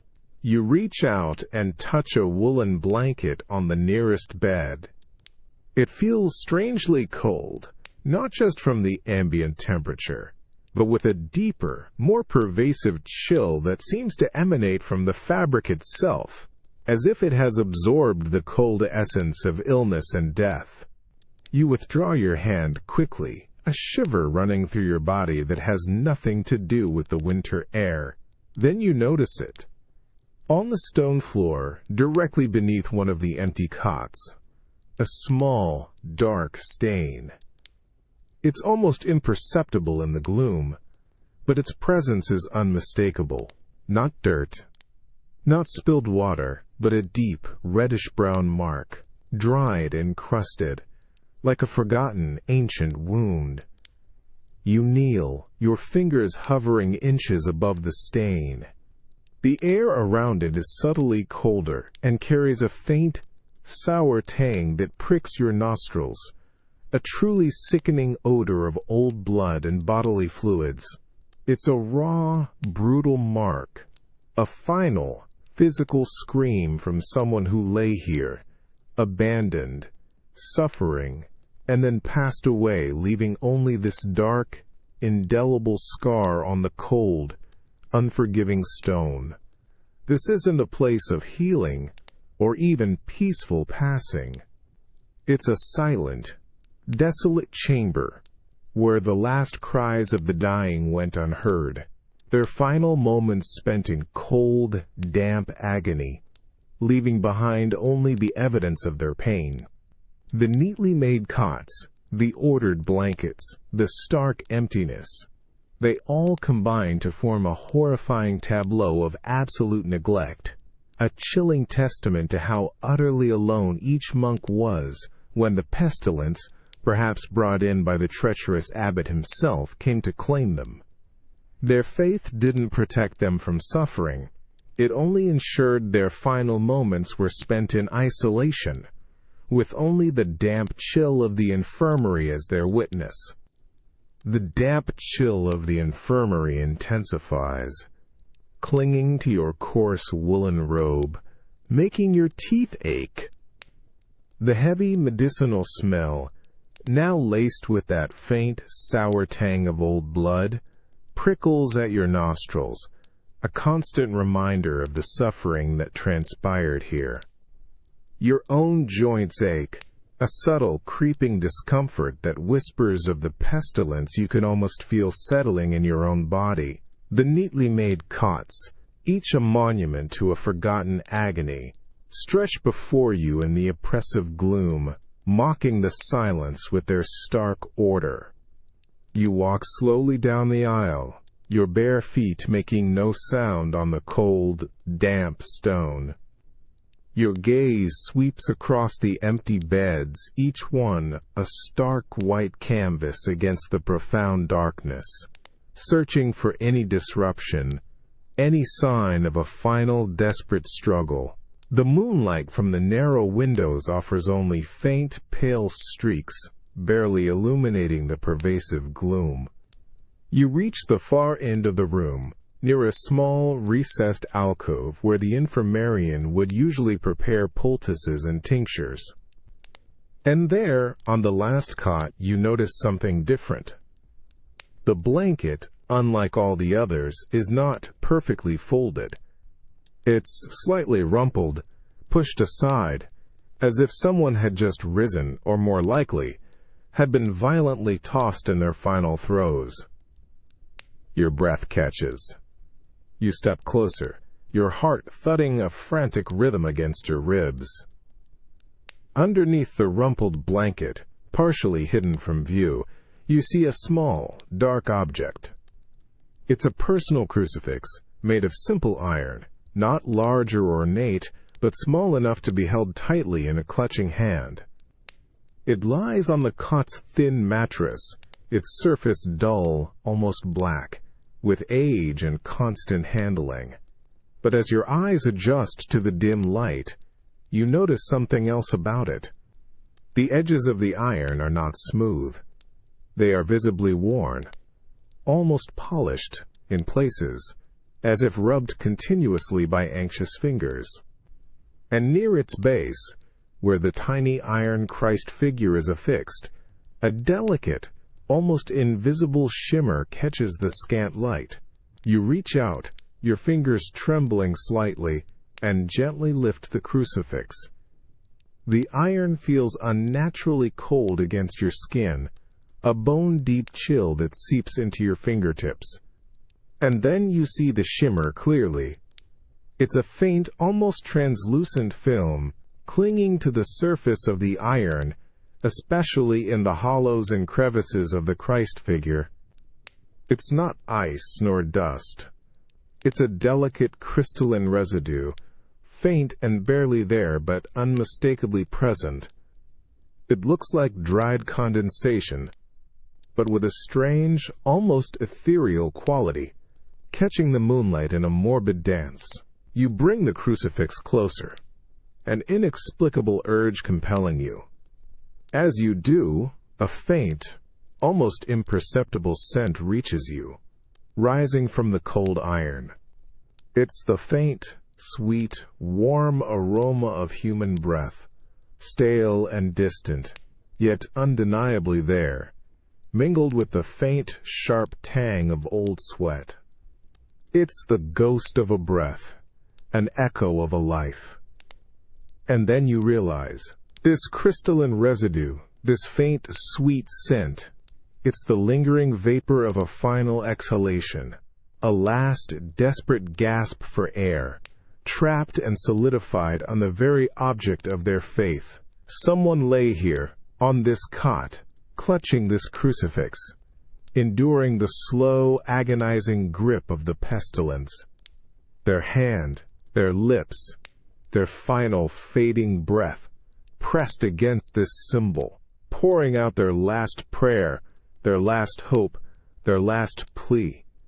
The crystalline residue, the lingering breath, are the physical manifestations of that last intimate moment, a prayer uttered in the face of absolute abandonment, solidifying into this chilling personal testament. Their faith didn't deliver them from suffering.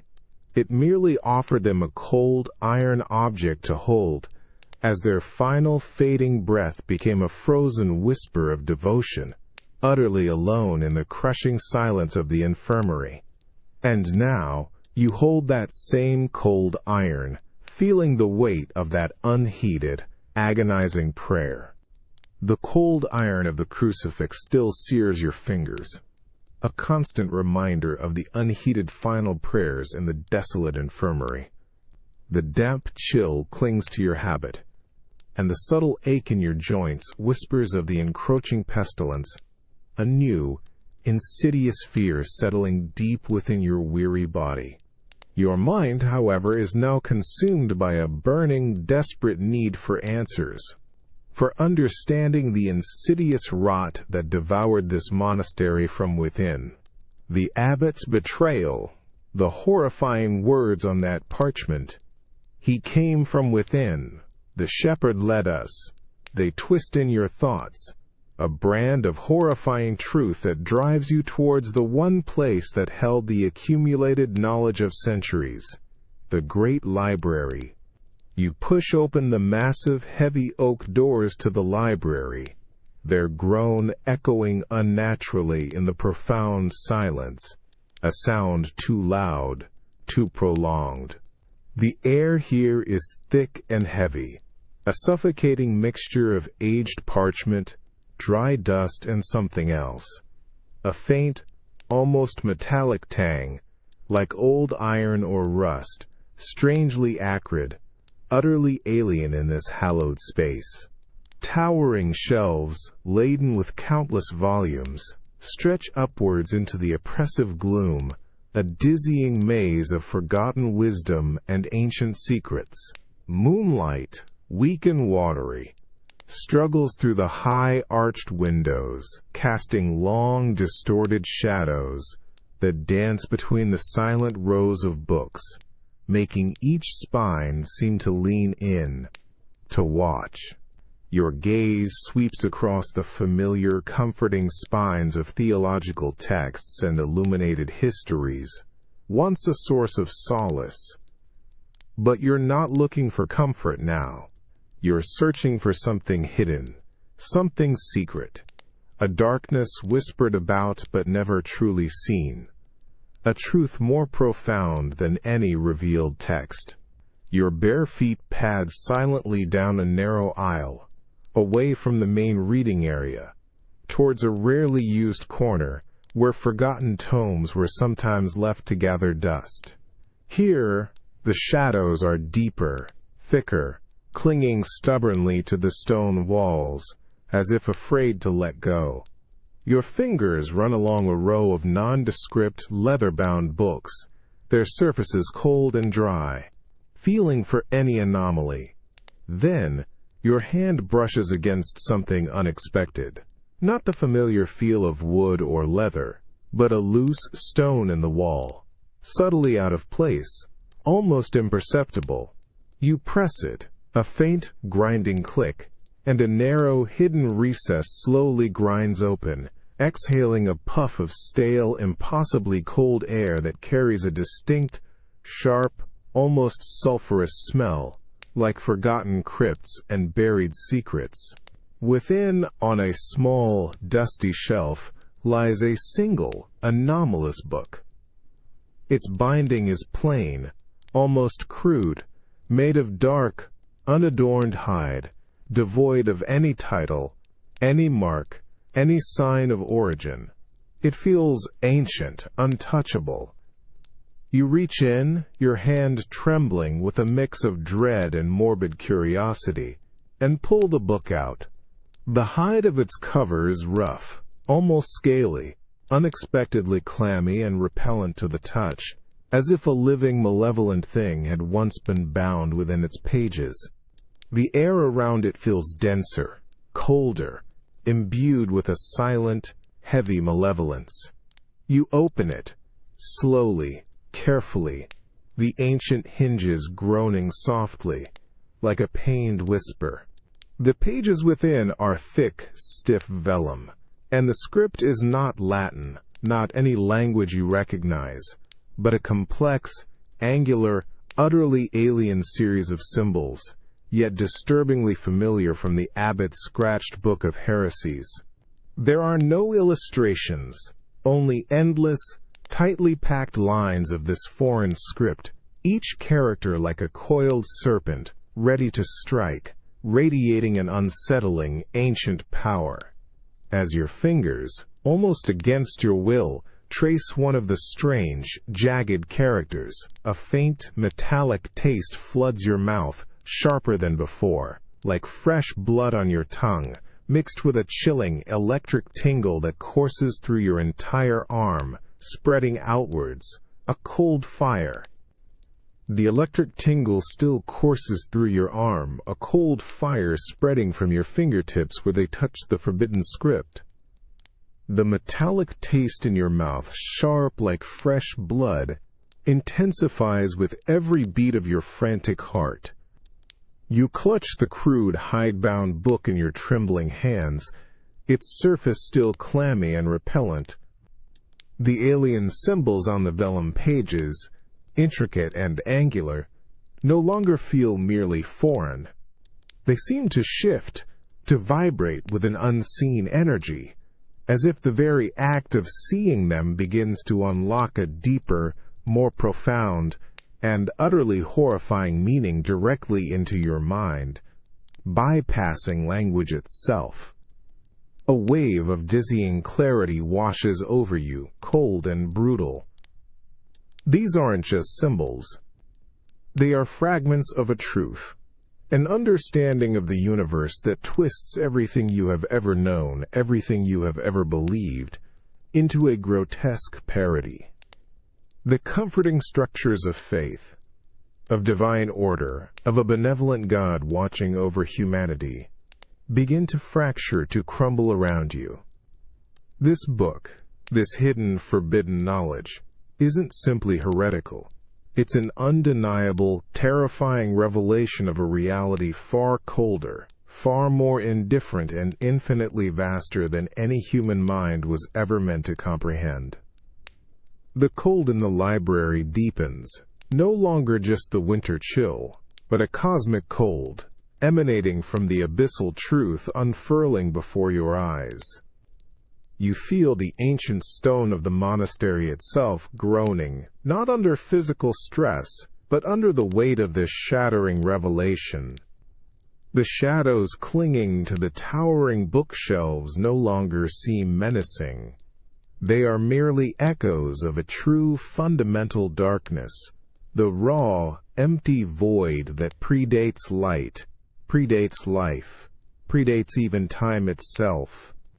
The true nature of the silence you've experienced, the cold, the pestilence, the abbot's betrayal, the monk's terror, it all snaps into sickening focus.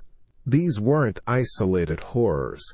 They were merely symptoms, manifestations of this underlying, indifferent emptiness, leaking into the world, consuming it from its very foundations.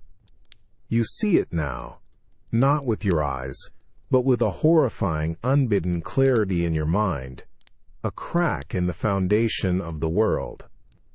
Not a physical fissure in the stone, but a tear in the fabric of reality itself, through which this ancient, boundless indifference has begun to seep. The abbot, in his desperate search for knowledge, had not merely found a book of heresies.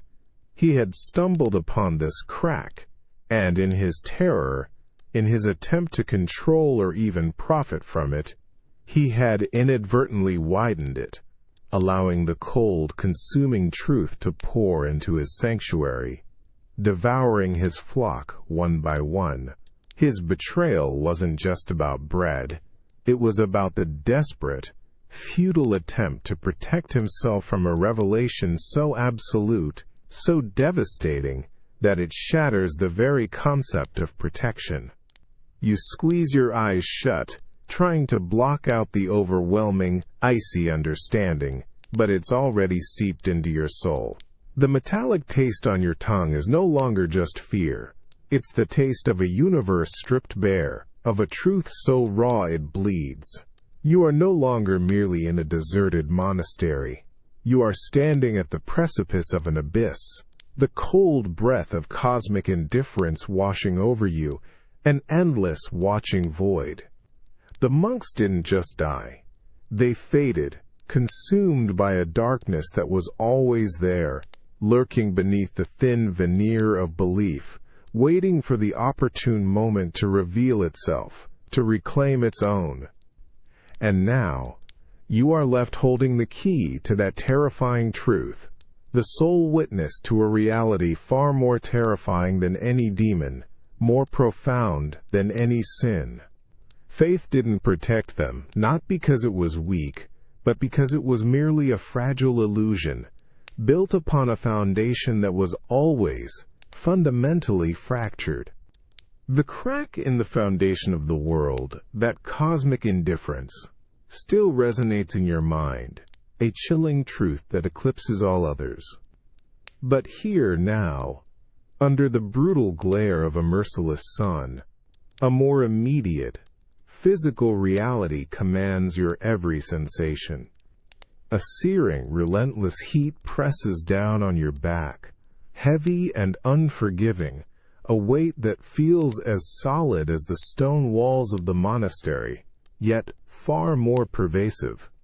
A bead of sweat, thick and gritty with the dust of the fields, trickles down your temple, stinging as it nears your eye. You blink, trying to clear the haze, But the sun is a malevolent eye in the vast, cloudless sky, burning mercilessly, draining strength with every passing moment. Your lungs ache with each ragged breath, inhaling the dry, earthy air, heavy with the scent of sun-baked soil and your own souring sweat. Your hands, raw and calloused, grip the rough wooden handle of the hoe, feeling the vibrations of each jarring strike against the unyielding ground. The rhythmic scrape of metal on stubborn earth, the dull thud of your own heart in your ears, these are the only sounds in this vast, desolate field. There are no bells here, no chanting, no whispers of ancient prayers. Only the relentless physical demand of labor under an indifferent sun. Your coarse woolen robe, once a refuge against the cold of the monastery, now feels like a heavy, suffocating shroud, clinging to your skin, trapping the heat. The sweat runs in rivulets down your back, pooling in the small of your spine, a sticky, uncomfortable presence. You feel the fine dust coating your tongue, mixing with the metallic taste of your own exertion, leaving your mouth parched and gritty. You raise a hand, wiping the back of it across your brow, but it only smears more grit and salt into your eyes. The horizon shimmers in the distance, a blurry line where the baking earth meets the endless indifferent sky. You watch the other laborers, shadowy figures bent double under the same relentless sun, their movements slow and heavy, like ghosts tethered to the land. No one speaks. No one meets your eye. Each soul here is isolated in their own private torment, a silent battle against the earth itself. The pain in your muscles is a deep, burning ache, a protest against the unending toil. Your back screams with every swing, your shoulders protesting with a dull, throbbing rhythm. This isn't the biting cold of winter, or the spectral dread of unseen horrors.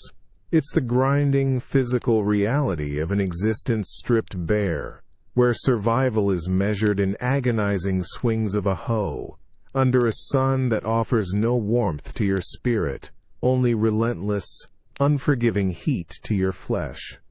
You realize that this world, outside the crumbling walls of the monastery, is no less indifferent, no less cruel, than the cosmic void itself. Faith found no purchase there, and here, in this sun-beaten field, it offers no shade, no respite from the physical exhaustion, the parched throat, the raw hands. The darkness you feared was not confined to stone corridors. It has simply taken a new, more tangible form, the unending, brutal demand of a world that expects everything and gives nothing, leaving you alone, truly alone, with the unforgiving sweat of a sun-beaten field. The searing sun continues its relentless assault, a burning weight on your bent back, each drop of sweat a heavy, gritty reminder of your toil. The rhythmic scrape of the hoe against the unyielding earth grinds at your arms, a dull, aching vibration that has become a constant companion. Your muscles scream in protest with every swing, a deep, persistent burn in your shoulders and lower back. Your mouth is a parched cavern, gritty with dust and the metallic tang of your own exhaustion. You watch the row ahead, endless and unforgiving, stretching into the shimmering distance, an unbroken line of brown earth waiting for your desperate, punishing effort.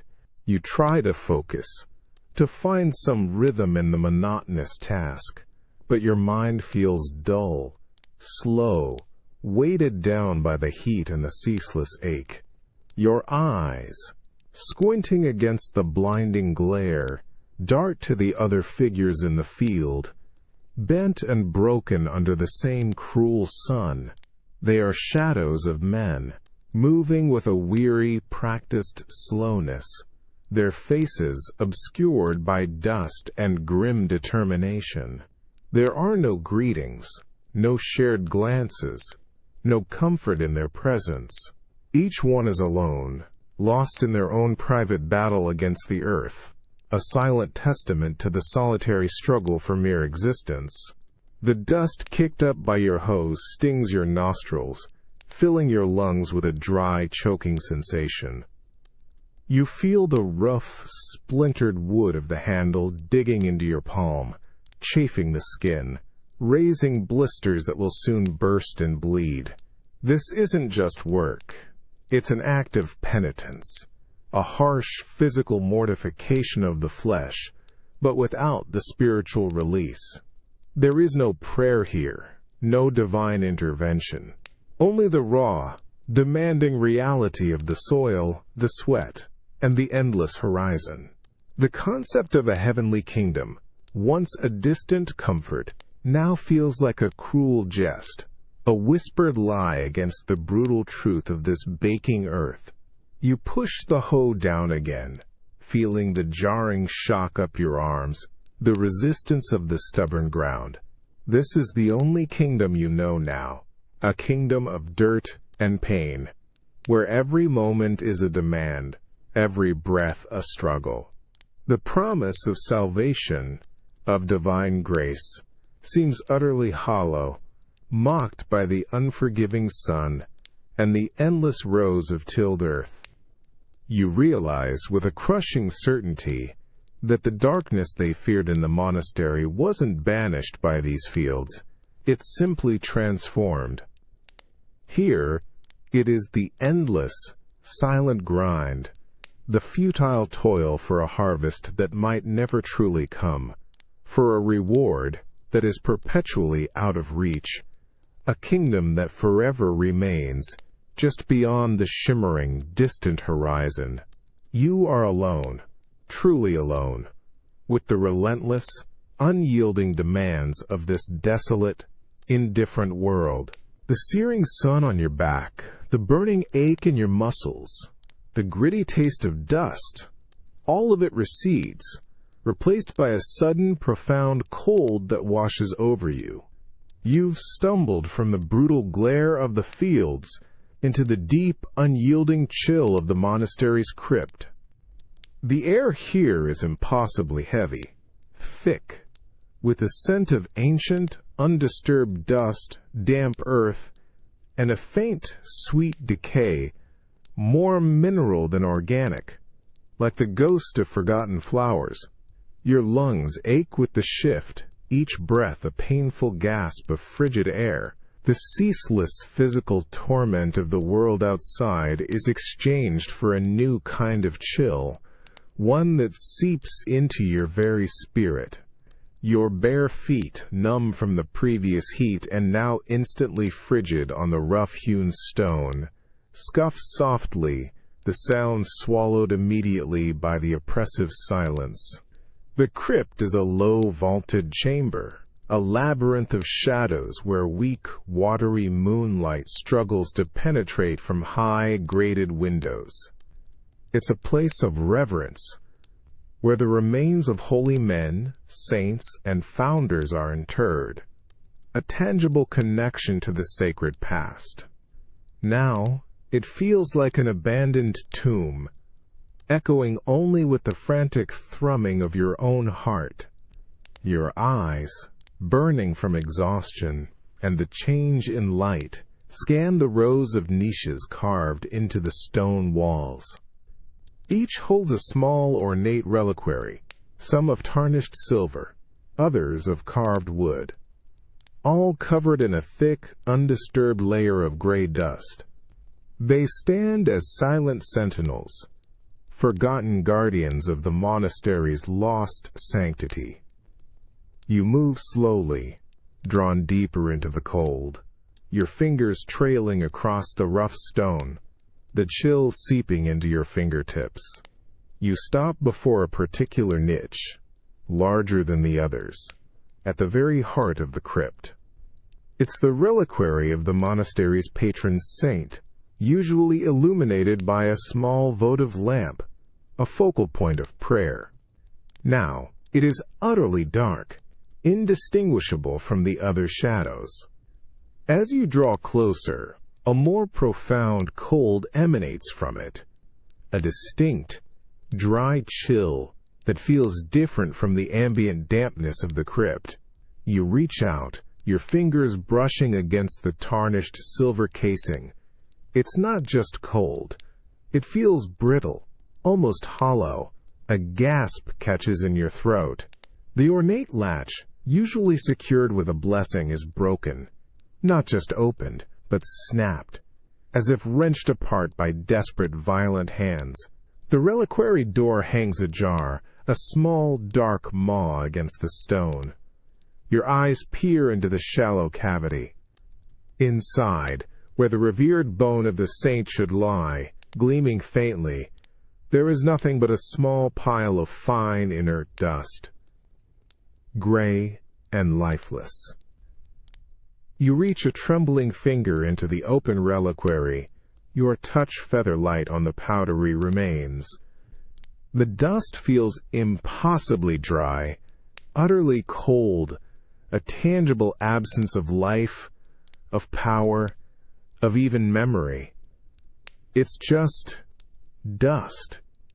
Meaningless dust. The faint, dusty smell that rises from it is not of sanctity or ancient power, but of utter, profound inertness, the bitter aroma of something that has simply ceased to be. There's no spiritual warmth, no comforting resonance, no divine energy. Only this cold, dead powder, a stark, brutal testament to the ultimate fate of all things, sacred or otherwise. The truth is crushing. Even the most tangible, most revered symbol of faith, the very bones of a saint, is reduced to this cold, inert dust. It offers no protection, no solace, no hope. It is merely matter, utterly devoid of power, utterly forsaken. The unwavering belief that sustained generations, that built these very walls, has, in its final, most brutal manifestation, dissolved into this nothingness. The darkness they feared didn't just claim the living, it claimed the very essence of their saints, turning their hallowed remains into a chilling symbol of a faith that offered no sanctuary, leaving them alone with the cold, inert dust of oblivion. The cold, inert dust of the saint's bones clings to your fingertip, impossibly dry, utterly lifeless. The broken latch of the reliquary glares like a wound, a testament to the violence that ripped through this supposed sanctuary. Your hand, still trembling, slowly withdraws from the empty niche. The crypt's deep, damp chill wraps around you, more profound now, laced with the bitter aroma of profound, absolute disillusionment. The physical torment of the world outside, the gnawing hunger, the ache in your joints, all fade into the background, eclipsed by the crushing weight of this ultimate void. Your bare feet, cold and heavy, shift on the rough-hewn stone floor, a small, rasping sound that is instantly swallowed by the absolute silence. It's not just quiet here, it's a deafening silence, an oppressive vacuum where sound itself has ceased to exist, replaced by a profound, spiritual emptiness. You strain your ears, desperately listening for any echo, any whisper of divine power, any resonance that should emanate from this most sacred of spaces, this final resting place of a holy man. There is nothing, only the frantic thrumming of your own heart, a lonely, desperate drumbeat against the suffocating quiet. You stare at the empty reliquary, its tarnished silver casing reflecting only the oppressive gloom, offering no flicker of light, no hint of a presence. You imagine the monks, those faithful brothers, coming here, perhaps in their final moments, their bodies racked by pestilence, their minds reeling from fear and betrayal. They would have knelt before this very niche, their gaunt faces upturned, their hands clasped in fervent prayer, begging for intercession, for a miracle, for the blessed touch of their patron saint to deliver them from the encroaching darkness. They would have come with their last breath, with their fading hope, seeking a sign, a comfort, a divine intervention. But there was nothing. Only this cold, broken reliquary. Only this inert, powerless dust. The desperate prayers, the whispered pleas, the fervent appeals for salvation. They were met only by this profound, unyielding silence. This silence is not peaceful. It is an accusation, a heavy, suffocating blanket that smothers all hope, all belief. It's the silence of a God who did not answer, a saint who did not intervene, a miracle that utterly, devastatingly failed to materialize. The broken latch, the empty space, the cold, dead dust, they are not just physical remnants. They are the physical manifestation of that deafening, crushing failure. The realization is brutal, cold, and sharp as a winter blade. Faith didn't just fail to protect them, it abandoned them, leaving them to face their fears, their sickness, their betrayals, and ultimately their deaths in this profound, unyielding void. Even in the holiest of places, where the divine was meant to be most tangible, there was nothing. Only this absolute, terrifying quiet, echoing with the ghosts of unheard prayers and a miracle that never came. And as you stand in the unyielding silence of the crypt, you feel the crushing weight of that ultimate, devastating abandonment, realizing that sometimes the loudest sound is the deafening silence of a failed miracle, a final, horrifying truth that consumes all hope. The crushing silence of the crypt, echoing with the void of a failed miracle, still numbs your mind, leaving you hollow and adrift. The cold, a constant pervasive enemy, now feels even more profound, a chill that seeps into your very spirit, chilling your hope. Your bare feet, numb and protesting, drag you from that tomb of disillusionment, back into the maze of the monastery's dark corridors. Every shadow seems to deepen, every corner to hold a new, unspoken horror, the lingering ache in your joints, a whisper of the pestilence, tightens its grip, a constant, physical reminder of your own vulnerability. You are drawn, almost involuntarily, towards the small, secluded confessional booth, tucked away near a lesser-used chapel. It is a place of intimacy, of whispered secrets and divine absolution, a sanctuary within a sanctuary. You hope for answers there, not about the darkness itself, but about the human frailty that might have invited it in, the sins that perhaps opened the gate for such profound evil. You reach the confessional. It's a somber wooden structure, dark oak, heavy and unyielding, contrasting starkly with the rough stone of the wall. Its door, usually shut tight, stands slightly ajar, a sliver of deeper, inky blackness visible within.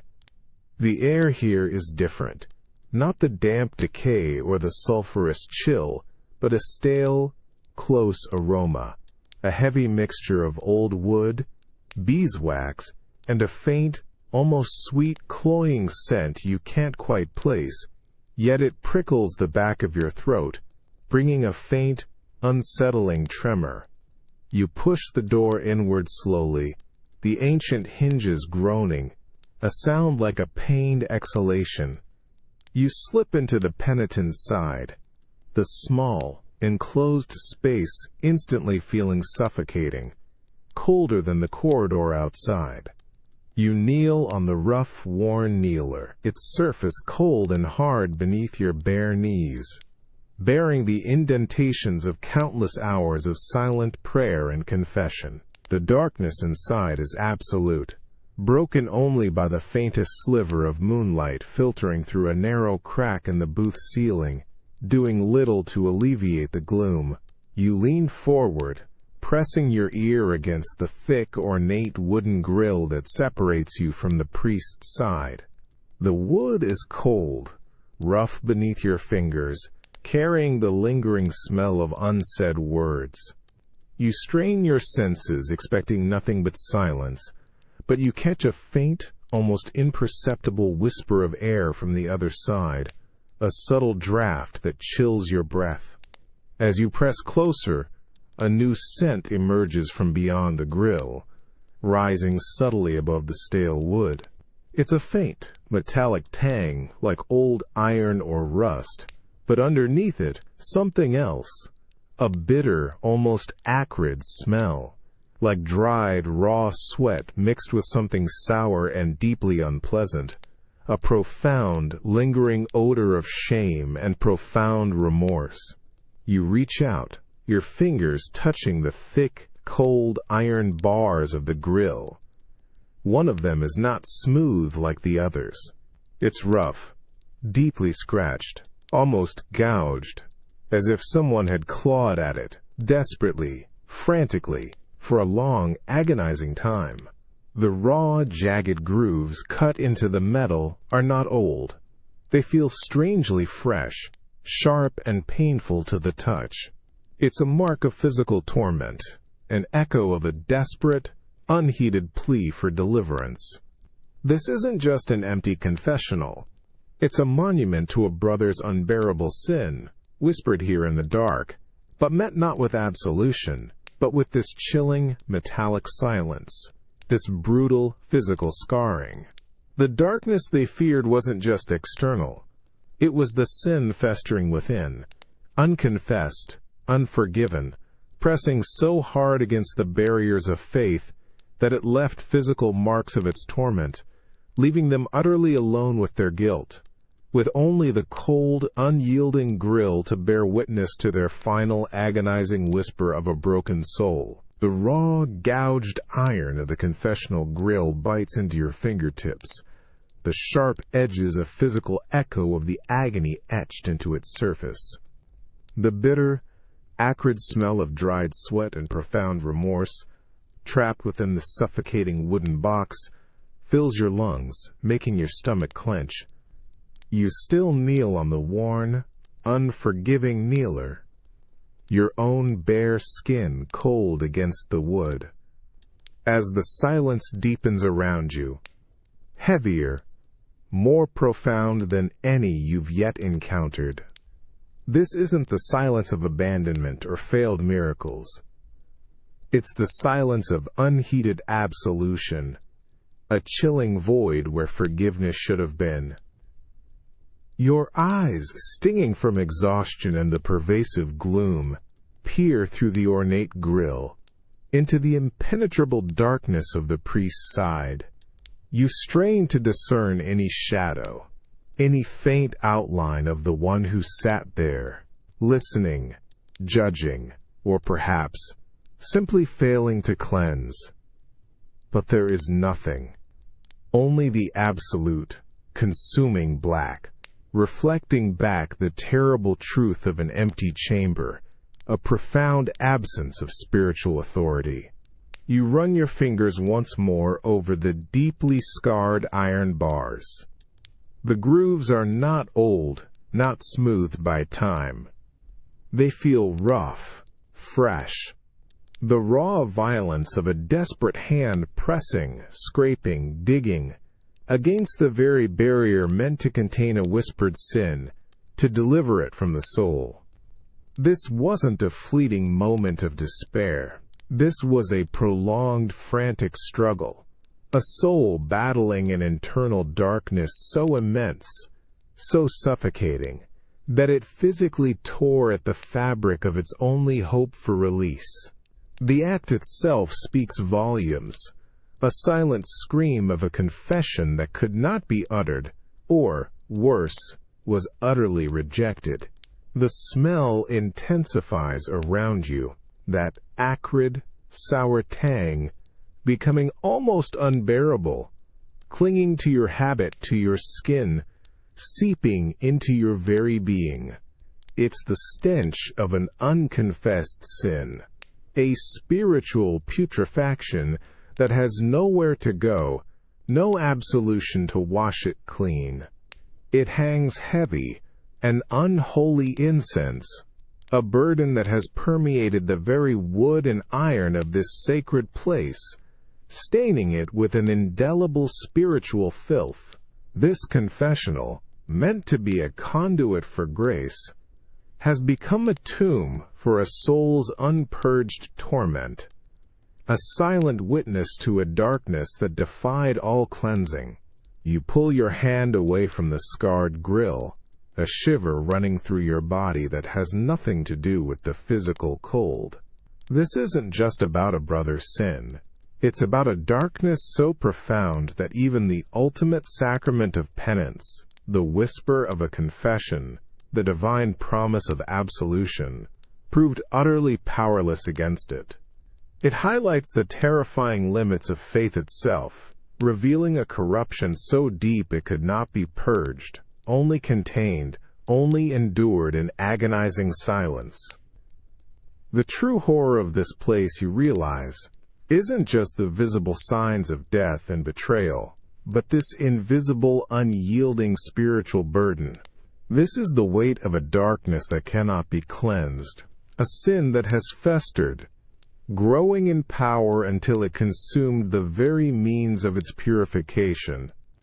And now, you are kneeling in its potent, suffocating presence, breathing in its bitter, accusing scent.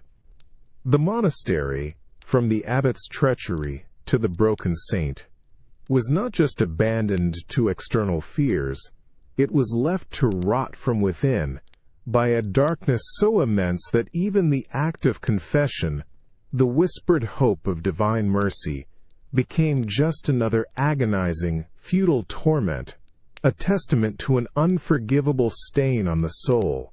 You feel the crushing weight of that uncleansed darkness settling upon you, as if it recognizes a new host, a new witness to its enduring, terrifying power. The acrid stench of unpurged sin still clings to your habit, a suffocating spiritual filth that seems to burrow into your very pores as you back away from the unyielding grill of the confessional. The silence here feels heavy, an unspoken judgment, a crushing weight that presses down on your very soul. Your bare feet, raw and aching, carry you from that tomb of unheeded absolution, back into the labyrinthine corridors of the monastery, each step a desperate attempt to outrun the burden of what you've just felt. The pervasive cold is a constant companion, but now it feels tainted, infused with the chill of guilt and profound despair. You stumble through the oppressive gloom, your mind a whirlwind of shattered beliefs and horrifying revelations. The gnawing ache in your body, the subtle tightening in your chest, they are mere whispers against the roaring emptiness within you. You find yourself drawn, almost without conscious thought, to the chapter house, the great communal hall where the brothers once gathered daily for readings, discussions, and the sharing of their lives. It was the heart of their brotherhood, a place of shared humanity and collective faith. You push open the massive, heavy oak doors. The chapter house is vast, echoing, plunged into an almost absolute darkness, broken only by faint slivers of watery moonlight from high windows.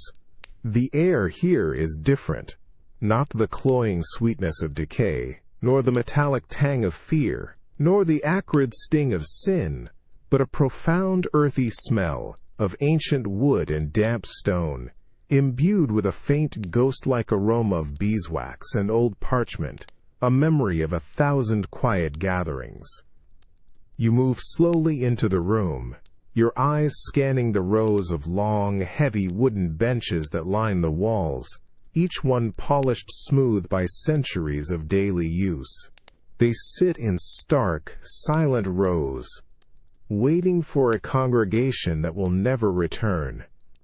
You walk towards the central, high-backed seat where the abbot would have sat, its wood darker, more worn. But it's not the abbot you seek to remember. Your gaze drifts to the bench just below it, where the oldest, most revered brothers would traditionally gather. You reach out, your fingers, raw and cold, gently touching the worn wood of the bench. It's smooth, incredibly smooth, under your touch, polished to a slick sheen by countless palms, countless hours of shared presence. And as your hand rests there, a faint, almost imperceptible warmth seems to emanate from the wood, a ghost of residual heat, a phantom vibration that tickles your palm. It's not real warmth, you know this, but it's a sudden, vivid memory, a fleeting sensation of the shared body heat of a dozen brothers, packed tightly together, their robes rustling, their low murmurs of prayer and conversation filling this very space. You can almost feel the presence of their collective lives, their breathing, their shared warmth, their very essence, still clinging to the ancient wood. But the warmth is fleeting, a cruel trick of memory. It fades almost instantly, leaving behind only the stark, unyielding cold of the wood, colder now for the momentary illusion. The phantom murmurs are swallowed by the absolute silence, leaving you in a desolate void. The profound chill of abandonment settles deeper, heavier than ever before. This ghostly touch of memory, this brief, fleeting echo of community, only serves to amplify the horrifying reality that all that warmth, all that shared humanity, all that vibrant life has vanished without a trace, leaving only cold, silent wood. The darkness they feared didn't just claim their bodies or their faith. It erased their very presence, leaving behind only the cold, haunting echo of what once was, a crushing testament to their ultimate, profound solitude, with not even the warmth of a shared memory to comfort them. The phantom warmth of shared bodies on the chapter house bench fades, leaving your fingers numb, the cold wood stark and unforgiving. That fleeting echo of human presence vanishes into the vast, crushing silence. Your own breath plumes faintly in the frigid air, a solitary testament to a life still clinging to this desolate monastery. The weight of absolute solitude presses down, heavier than any physical burden, a chilling realization that even the memory of community is now a source of deeper despair. Your weary eyes drift from the polished benches to darker, less frequented corners. You seek something that speaks not of collective faith, but of the individual beneath the cowl. Your gaze settles on a loose flagstone near the wall, where a crumbling fresco depicts forgotten saints. It's slightly raised, almost imperceptibly, a minor imperfection in the monastery's meticulous order. You kneel, the cold stone biting your bare knees, and pry at the stone with a desperate fingernail. It shifts with a faint, grating whisper of ancient grit, revealing a shallow, dark cavity. A puff of dry, stale air escapes, carrying the scent of forgotten dust and something subtly sweet and herbal, like dried wildflowers pressed between pages. Inside, nestled in the fine dust, lies a small, intricately carved wooden bird. Its wings are folded, its tiny eyes wide and unseeing, its wood smoothed by countless years of handling. You pick it up. The wood feels surprisingly light, almost weightless, yet impossibly cold against your palm, absorbing any warmth. Its carving is exquisite, a labor of love, a worldly craft. This isn't a devotional object. It's a child's toy, perhaps, or a keepsake from a loved one left behind in a life meant to be forgotten. A stark contrast to the rough woolen habit, the austere cell, the vow of stability that bound these monks to this place. You turn the little bird over, feeling its smooth, worn surface. The faint scent of dried wildflowers seems to strengthen, a ghostly perfume of a past existence. This tiny, personal relic, tucked away, is a fragment of the man each monk was expected to erase, to shed like old skin upon entering the order. It represents a memory, a forbidden connection to the secular world, yet desperately clung to in secret. It is a testament to the enduring flicker of individual identity against communal uniformity. The profound irony washes over you, cold and bitter. In striving to erase personal histories to become monks entirely, they shed the very selves that might have anchored them, strengthened them beyond faith's frailties. This hidden bird, this fragment of a forgotten self, is no comfort. Instead, it's a chilling reminder. When faith, community, and sanctuary dissolved, they were left utterly alone. No man within to call upon, just the hollowed-out monk, abandoned by God. The cold, unfeeling wood of a tiny, forgotten bird, a testament to their lost selves, now feels like their ultimate, most profound vulnerability. This forced erasure of individuality, meant to forge spiritual strength, instead left them completely exposed to the absolute darkness, the frigid cold of the monastery, the oppressive silence, the haunting memories of betrayal and lost faith. All of it is suddenly, violently, obliterated by an inferno. A searing, unbearable heat presses against your face, so intense it feels like a physical blow, forcing you to throw an arm up instinctively. The air shimmers, distorted, suffocating, as if the very atmosphere is ablaze. Your nostrils are instantly assaulted by a sickening, acrid stench, the unmistakable smell of burning wood and pitch, mingled with something far more horrifying, the sweet, cloying odor of scorching flesh, of hair singeing, of bone charring. It's the smell of utter, agonizing destruction, a primal horror that sears your lungs with every desperate gasp for air. You stumble backward, away from the intense blaze, your bare feet scuffing frantically on rough, frozen ground. The raw wound on your foot, the ache in your joints, your gnawing hunger, all forgotten, consumed by the overwhelming, all-encompassing sensation of heat and terror. You are outside the monastery walls now, no longer within its shattered sanctuary, but exposed to a different kind of horror under the vast, indifferent night sky. Before you, towering against the darkness, is a colossal pyre, a raging pillar of fire that roars with a terrifying, insatiable hunger. Flames leap and crackle, devouring everything they touch, sending incandescent sparks spiraling upwards like cursed stars into the blackness.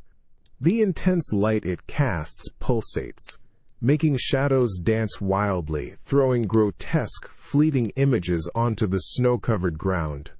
The ground beneath your feet vibrates faintly, humming with the immense power of the blaze. Your eyes, burning and watering from the heat and the thick black smoke that chokes the air, struggle to focus. You see figures, dark and indistinct, standing in a wide circle around the inferno. They are cloaked, cowled, their faces obscured by shadow and the smoke-filled air, but their postures are rigid, unmoving, not mournful, not horrified, but simply watchful, silent witnesses to the burning spectacle. You taste the bitter, sooty ash on your tongue, gritty and metallic, a constant reminder of the consuming fire. As you stare, mesmerized by the destructive power, you catch a glimpse, fleeting and horrifying, within the heart of the roaring flames. A form, vaguely human, contorted in its final, agonizing throes, engulfed, consumed. It is a heretic's pyre, a desperate, violent act of purification, an attempt to burn away the darkness, to cleanse the perceived sin with fire. But as you feel the brutal, scorching heat on your own skin, the desperation in that burning scent, you realize the horrifying truth. This fire isn't cleansing, it's merely consuming.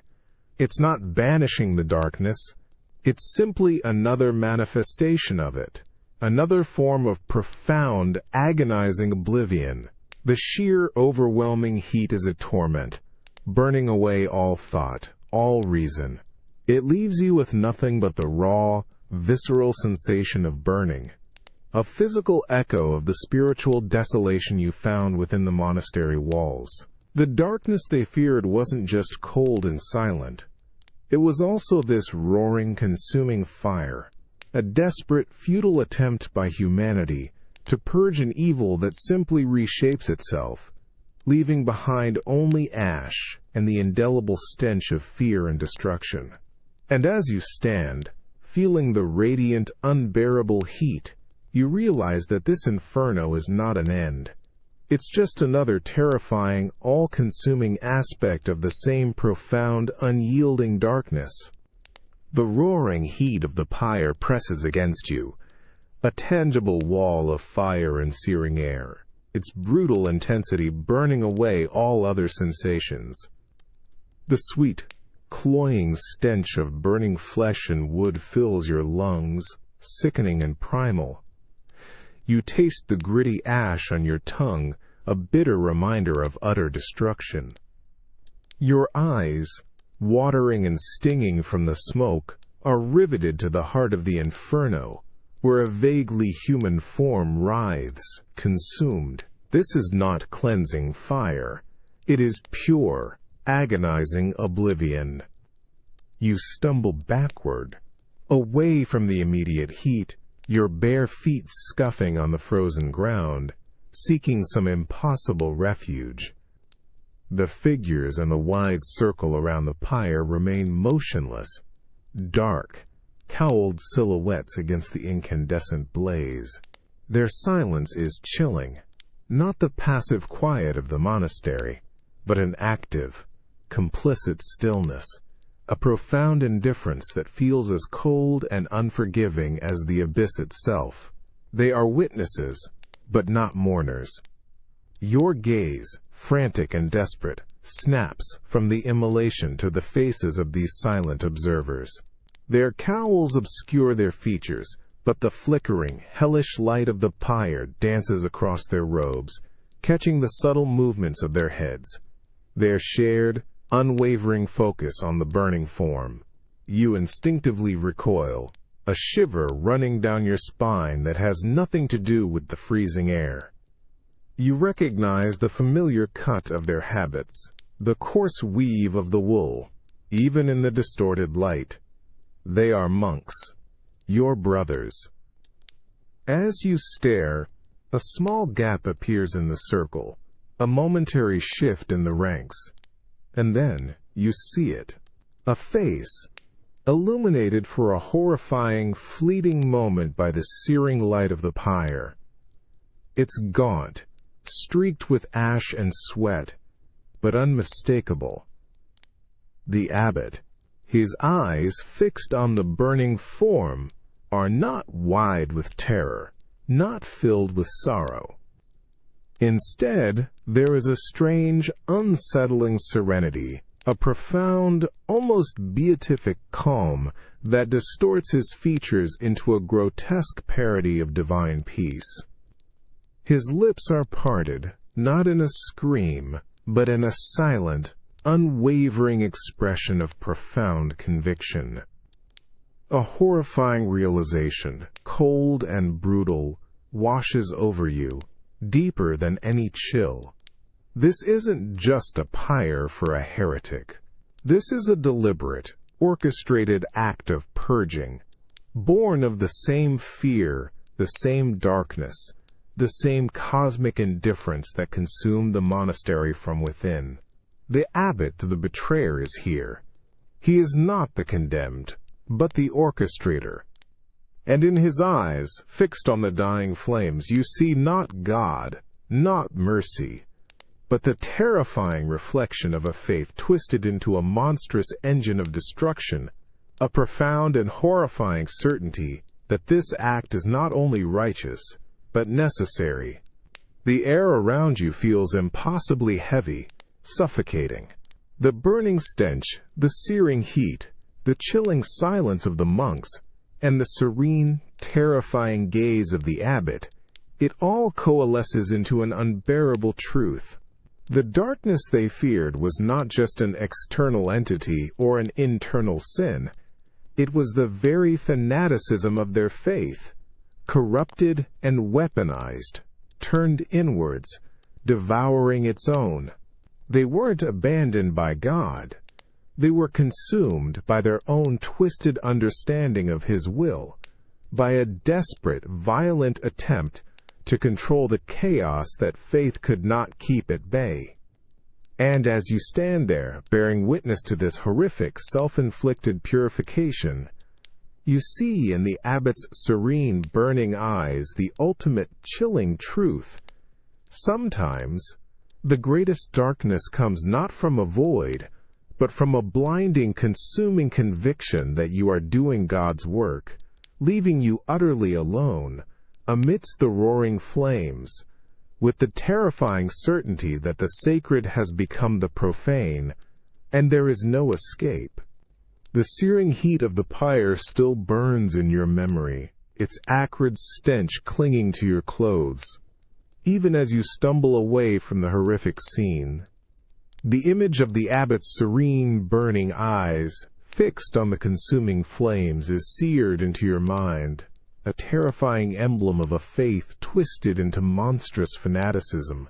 Your bare feet, raw and aching, pound on the frozen ground, not in flight from external horror, but in a desperate, frantic attempt to escape the crushing weight of this ultimate internal revelation. The monastery is not just a tomb. It is a monument to a self-devouring conviction, and you are its last unwilling witness. You run, blindly, through the moonlit snow, the biting cold a sharp contrast to the pyre's inferno, yet no less unforgiving. Your lungs burn with exertion, each ragged breath a painful gasp of frigid air. The figures of the other monks, silent and watchful around the dwindling flames, become distant, dark specters against the night, their complicity a chill that penetrates deeper than any winter wind. Your mind, a maelstrom of terror and profound disillusionment, screams for one thing: escape. Not back into the haunted corridors, not into the desolate fields, but out. Beyond these walls, beyond this mountain, beyond this nightmare. You reach the main gate, the colossal, ancient oak doors that you saw splintered and shattered earlier. A glimmer of desperate hope flickers in your chest. Surely, if it was broken open from the outside, you can escape. You rush towards it, your bare feet skidding on the icy ground, your heart hammering a frantic rhythm against your ribs. The jagged fissure, the broken hinge, the gaping maw of exposed wood, they are exactly as you remember. The wind still howls through the fractured opening, carrying the desolate whisper of the outside world, a sound that now seems less threatening, more like a promise of freedom. You press your body against the leaning door, pushing with all your meager strength, straining against the warped wood. It groans, it shudders, but it barely budges. Your raw fingers desperately grasp at the splintered edges, trying to find purchase. Pulling, pushing, but the door is incredibly heavy, immovable. Your muscles burn, protesting with renewed agony, but it's futile. The gate, once breached, is now stuck, refusing to yield to your desperate strength. As you lean against the unyielding wood, panting, defeated, you notice something new, something that wasn't there before. A thick, dark shadow across the gap in the doorway, almost invisible against the pervasive gloom. You squint, your eyes burning, trying to pierce the darkness. It's a massive, crudely cut log, thick and heavy, wedged tightly against the inside of the fractured doors, barring them completely. It's fresh, recently placed, its rough bark still shedding faint, earthy dust. It's not just a breach, it's a deliberate, calculated sealing. And then, from behind the newly placed barricade, from the outside world you so desperately wish to reach, you hear it. A dull, heavy quasit. Then, another, and another. The unmistakable sound of an axe striking wood, slow, rhythmic, methodical. Not at the gate, no, but further out, in the surrounding forest, in the absolute dark of the night, slowly, steadily, methodically felling trees. Each thud echoes in your chest, heavy and final. Not the sound of an approaching rescue, but the chilling, deliberate construction of an even greater barrier.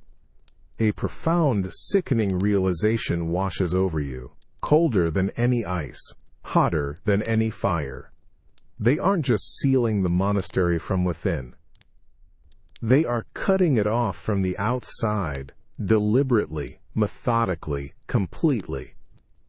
These thuds are not just felling trees, they are felling your last hope, building a wall of impenetrable wood around the entire mountain, around this valley of death, to ensure that nothing gets in and nothing gets out. The darkness they feared wasn't just physical or spiritual.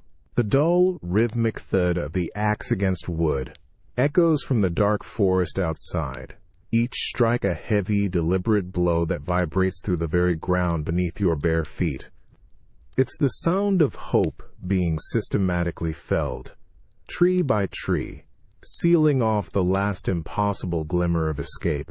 Your lungs burn with cold air and desperate, ragged breaths as you lean against the barricaded main gate, the splintered oak digging into your back. The colossal log, crudely wedged against the fractured doors, is an unyielding, undeniable testament to your ultimate imprisonment. This isn't just a barrier, it's a tombstone, and you are trapped within the grave. The wind, once a whispered promise of the outside world, now howls through the remaining cracks in the gate, a mournful, mocking lament. Its biting cold no longer feels like winter's harsh embrace, but the chill of a dungeon designed to drain the last vestiges of warmth and will. Your body, already weary from terror and hunger, feels heavy, utterly defeated. Every muscle aches, every joint protests, but the pain is a dull echo against the crushing weight of this final, absolute realization. You turn from the impenetrable gate, your eyes sweeping the vast, snow-covered courtyard. The monastery, Once a place of sanctuary, built brick by brick as a refuge from the world's chaos, has become a monstrous cage.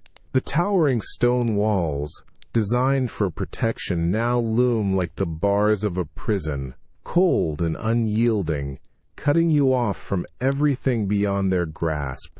The high bell tower, silent and frozen, is no longer a symbol of warning, but a stark, petrified finger pointing to a heaven that refuses to see, a silent witness to your inescapable fate. You can almost feel the walls closing in, the stone pressing inward, suffocating you. The profound silence that permeates every corridor, every cell, every sacred space, is no longer mysterious or terrifying. It's the silence of a sealed vault, an absolute vacuum where no sound of life, no cry for help, can possibly penetrate. The sweet, sickly smell of pestilence, the metallic tang of fear, the acrid stench of unpurged sin, they are the very air you breathe, the suffocating atmosphere of your confinement. They are the invisible chains that bind you within these hallowed, cursed grounds. The truth is a cold, hard knot in your gut. You are not merely abandoned. You are actively, deliberately imprisoned. The darkness they feared didn't just come for the monks. It has meticulously, methodically claimed the entire monastery, transforming it into a self-contained hell. And now, you are its sole, terrified inhabitant. The faith that promised protection, that built these very stones as a haven, has utterly failed, twisted into an instrument of ultimate abandonment, leaving you alone, truly alone, not just with the darkness they feared, but as a prisoner within the very sanctuary meant to keep it out. This isn't a monastery anymore. It's a meticulously crafted cage, and you are the last trembling soul locked inside. The dull, rhythmic thetanos of the axe from the distant forest still echoes faintly in your mind, a chilling counterpoint to the absolute silence pressing down within the monastery walls. The splintered main gate, the barricaded entrance, the towering walls that once promised sanctuary but now stand as an unyielding cage, all of it confirms your inescapable imprisonment. Your bare feet are numb, your body aches with the cold and exhaustion, but a new, insidious torment gnaws at your awareness. It's an itch. Not a small, fleeting tickle, but a deep, persistent, almost maddening irritation that begins beneath the coarse wool of your habit, spreading, clinging to your skin like 1,000 tiny needles. This isn't the clean, dry itch of dust, or the familiar discomfort of simple, rough fabric. This itch feels deeper, more pervasive, as if the very fibers of your monastic robe, meant to be a humble symbol of devotion, have become imbued with the insidious cold and dampness that permeate this dead monastery. The freezing air, instead of dulling the sensation, seems to sharpen it, making the rough wool prickle and scrape against your skin with a ceaseless, infuriating rhythm. You can feel the faint, stale dampness of the fabric against your skin, mingling with the subtle, sour scent of dried sweat that clings to the coarse weave, exacerbating the torment. You try to ignore it, to focus on the profound, oppressive silence, the looming shadows that stretch and contort in the gloom. You try to push past the gnawing hunger, the deep ache in your joints, the exhaustion that threatens to pull you into an endless, dreamless sleep. But the itch persists, a tiny, insistent torment that demands your attention, a physical manifestation of the mental anguish that now consumes you. It crawls over your shoulders, down your back, along your arms, a phantom legion of pinpricks that refuses to be ignored.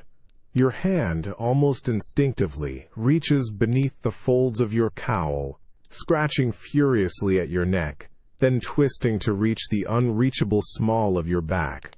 The rough nails provide a momentary, agonizing relief, but it's fleeting, quickly replaced by a deeper, more widespread irritation, an almost burning sensation as the skin protests. The raw fabric, once a symbol of spiritual discipline, now feels like a tormentor, a physical cage designed to inflict ceaseless, mundane suffering. This habit, this garment that was meant to strip away the worldly self, to foster humility and devotion, has become a relentless source of discomfort, a constant, irritating reminder of your physical vulnerability, of the thinness of your skin against the harsh reality of your existence. The itch is a new kind of darkness, not the cosmic void or the abbot's betrayal, but an intimately personal torment, a relentless physical burden that gnaws at your sanity. It's a bitter, tangible mockery of the faith you once held, a faith that promised solace and comfort, even in austerity.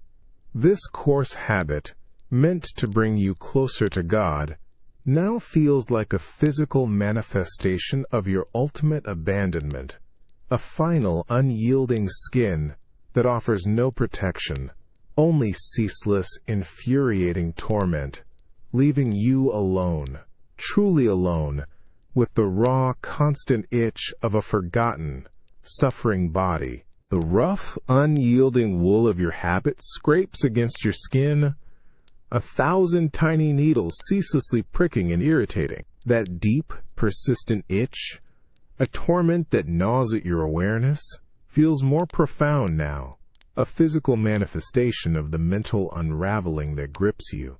You try to scratch, twisting awkwardly beneath the heavy fabric, but your raw nails only offer a fleeting, stinging relief before the phantom legion of pinpricks returns, more insistent than before. The freezing air, clinging to the damp fibers of your robe, amplifies every sensation, turning discomfort into a relentless, burning torment. This isn't just a garment. It's a living tormentor, constantly reminding you of your trapped, suffering flesh. You stare at your hands, gnarled and raw from the cold and the constant itching, as you tug futilely at the coarse sleeve. The fabric is grimy, stiff with dried sweat and the accumulated dust of this dead monastery. It's no longer the pristine symbol of devotion. It's a dirty, oppressive shroud.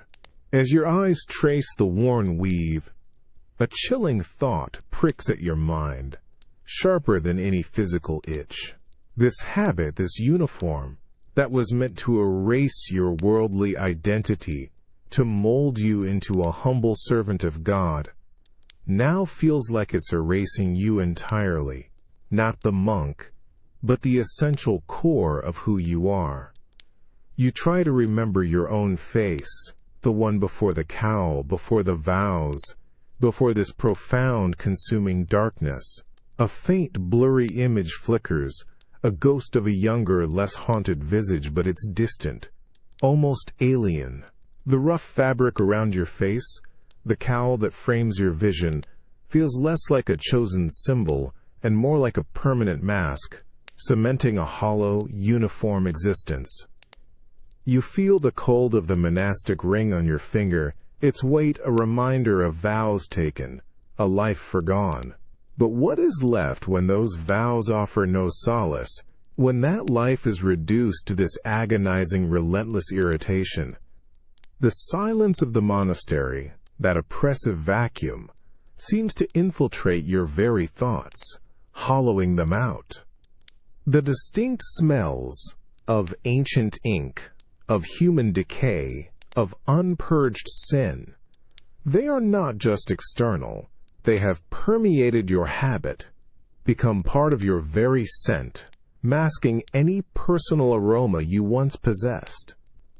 You are becoming a vessel for the monastery's decay, an extension of its suffering, a silent, itching monument to its ultimate demise. The coarse wool is no longer just on your skin. It feels woven into your very being, fraying the thread of who you once were. This habit, once a testament to your faith, now feels like a cruel instrument of self-annihilation, stripping away not just individuality, but the very sense of a cohesive self. It is a profound, insidious darkness. This loss of identity, far more subtle than any specter or plague, yet equally consuming. You are alone, truly alone, with the fading echo of a self that once was, held captive by the rough, constant itch of a robe that has become your prison, blurring the lines between who you are and the dying monastery that holds you. The faith that promised to define you instead left you utterly undefined, adrift in the desolate silence, with only the persistent irritation of a garment that has become all that remains of your identity, slowly, relentlessly, consuming even that. The maddening itch of your habit, a constant torment against your skin, now feels secondary to a far more primal, consuming agony. Your mouth is a parched cavern, your tongue a cracked, swollen wasteland. Every breath you draw scrapes your throat, dry and raw, tasting of dust and the bitter memory of unpurged sin. Thirst, relentless and excruciating, clamps its icy grip around your very being, a burning inside that mocks the monastery's pervasive cold. Water. The word echoes in your mind.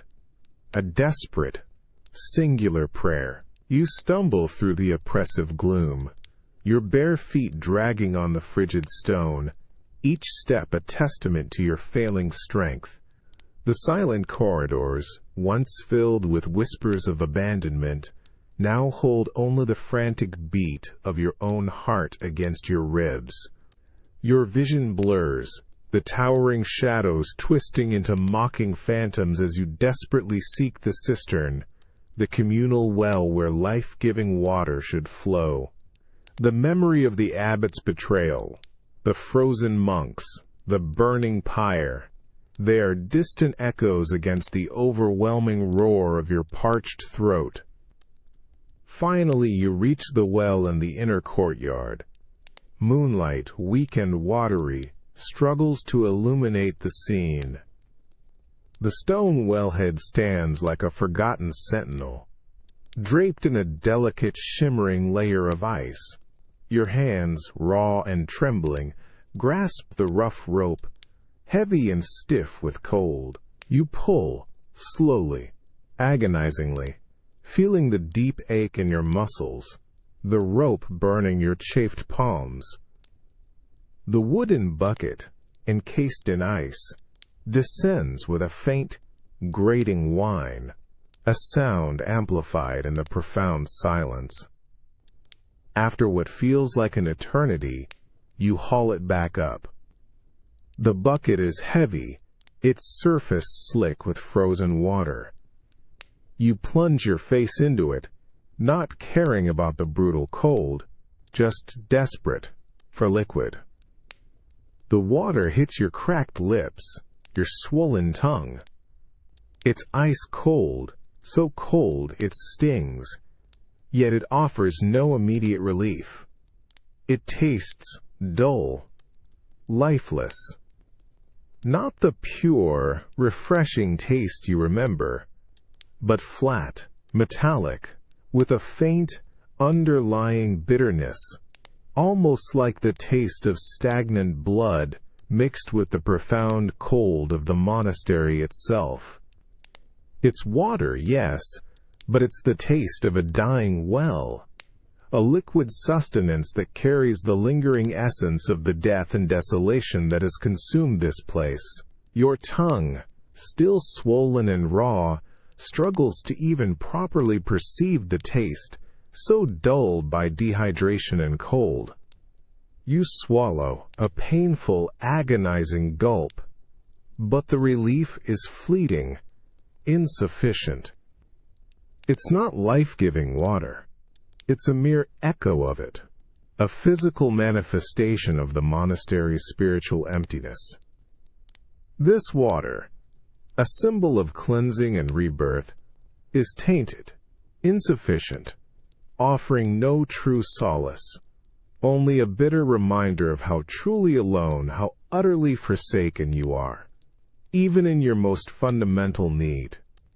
It's the taste of water on a dying tongue, leaving you with the chilling certainty that even life's most basic necessities are corrupted by the pervasive darkness that has claimed this place.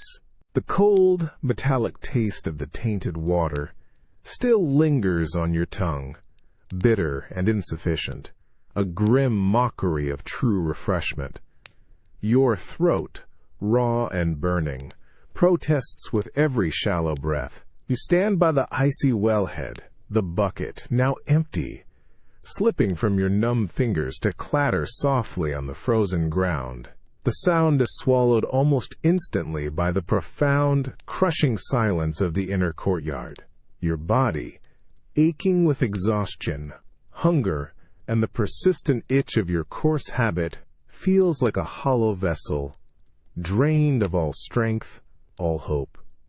You lift your gaze to the vast, indifferent sky, still shrouded in the thick, winter clouds that stubbornly refuse to break. There is no moon, no stars, only an endless, gray expanse that offers no comfort, no sign, no divine presence.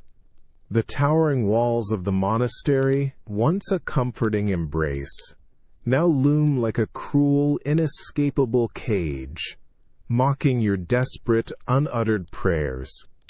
The rhythmic fold of the axe from the distant forest, systematically felling trees to build your tomb, echoes faintly in your mind, a chilling counterpoint to the absolute stillness within. You recall the abbot's serene, terrifying gaze at the pyre, the words of betrayal on the parchment, the inert dust of the saint's bones, the scratched confessional grill, the chewed pages of the Book of Hours. Every horror you've witnessed, every chilling sensation, every profound disappointment, coalesces into a single overwhelming truth. This isn't just a place of death and decay. It's a monument to absolute, unforgiving abandonment. You raise your head, a desperate, defiant act against the crushing weight of this desolate reality. You try to pray. You try to find the words, the familiar liturgy, the comforting rhythm of devotion that once sustained you. But your mind is blank, your tongue thick and useless. The words refuse to form. Your heart, which once beat with fervent belief, now thrums only with terror and despair. There is no connection, no resonance, no spiritual presence, only this profound, terrifying emptiness, a void where God once was, or perhaps was never truly there. You realize with a chilling, soul-numbing certainty that the monks were not just alone with the darkness they feared. They were simply alone. Utterly, profoundly, terrifyingly alone. Their faith, their vows, their sanctuary, all of it was a fragile illusion, a desperate human construct against a cosmic indifference that simply swallowed them whole, leaving not even an echo. The darkness they feared was not a demon to be fought, or a sin to be absolved, or a pestilence to be cured. It was the crushing, unyielding truth of their absolute solitude in an uncaring universe. And now, you are left in that same desolate space, the last flicker of your own belief guttering out, leaving you with nothing but the pervasive cold, the profound silence, and the bitter taste of tainted water on your dying tongue. You are alone, utterly alone, not with God, but simply alone, a final, fragile soul trapped in a sanctuary that became a cage, waiting for the all-consuming darkness to claim you too, with no one to witness, no one to mourn, no one to even remember that you were ever here. This is the ultimate, most terrifying truth, the absolute void of being utterly, eternally alone.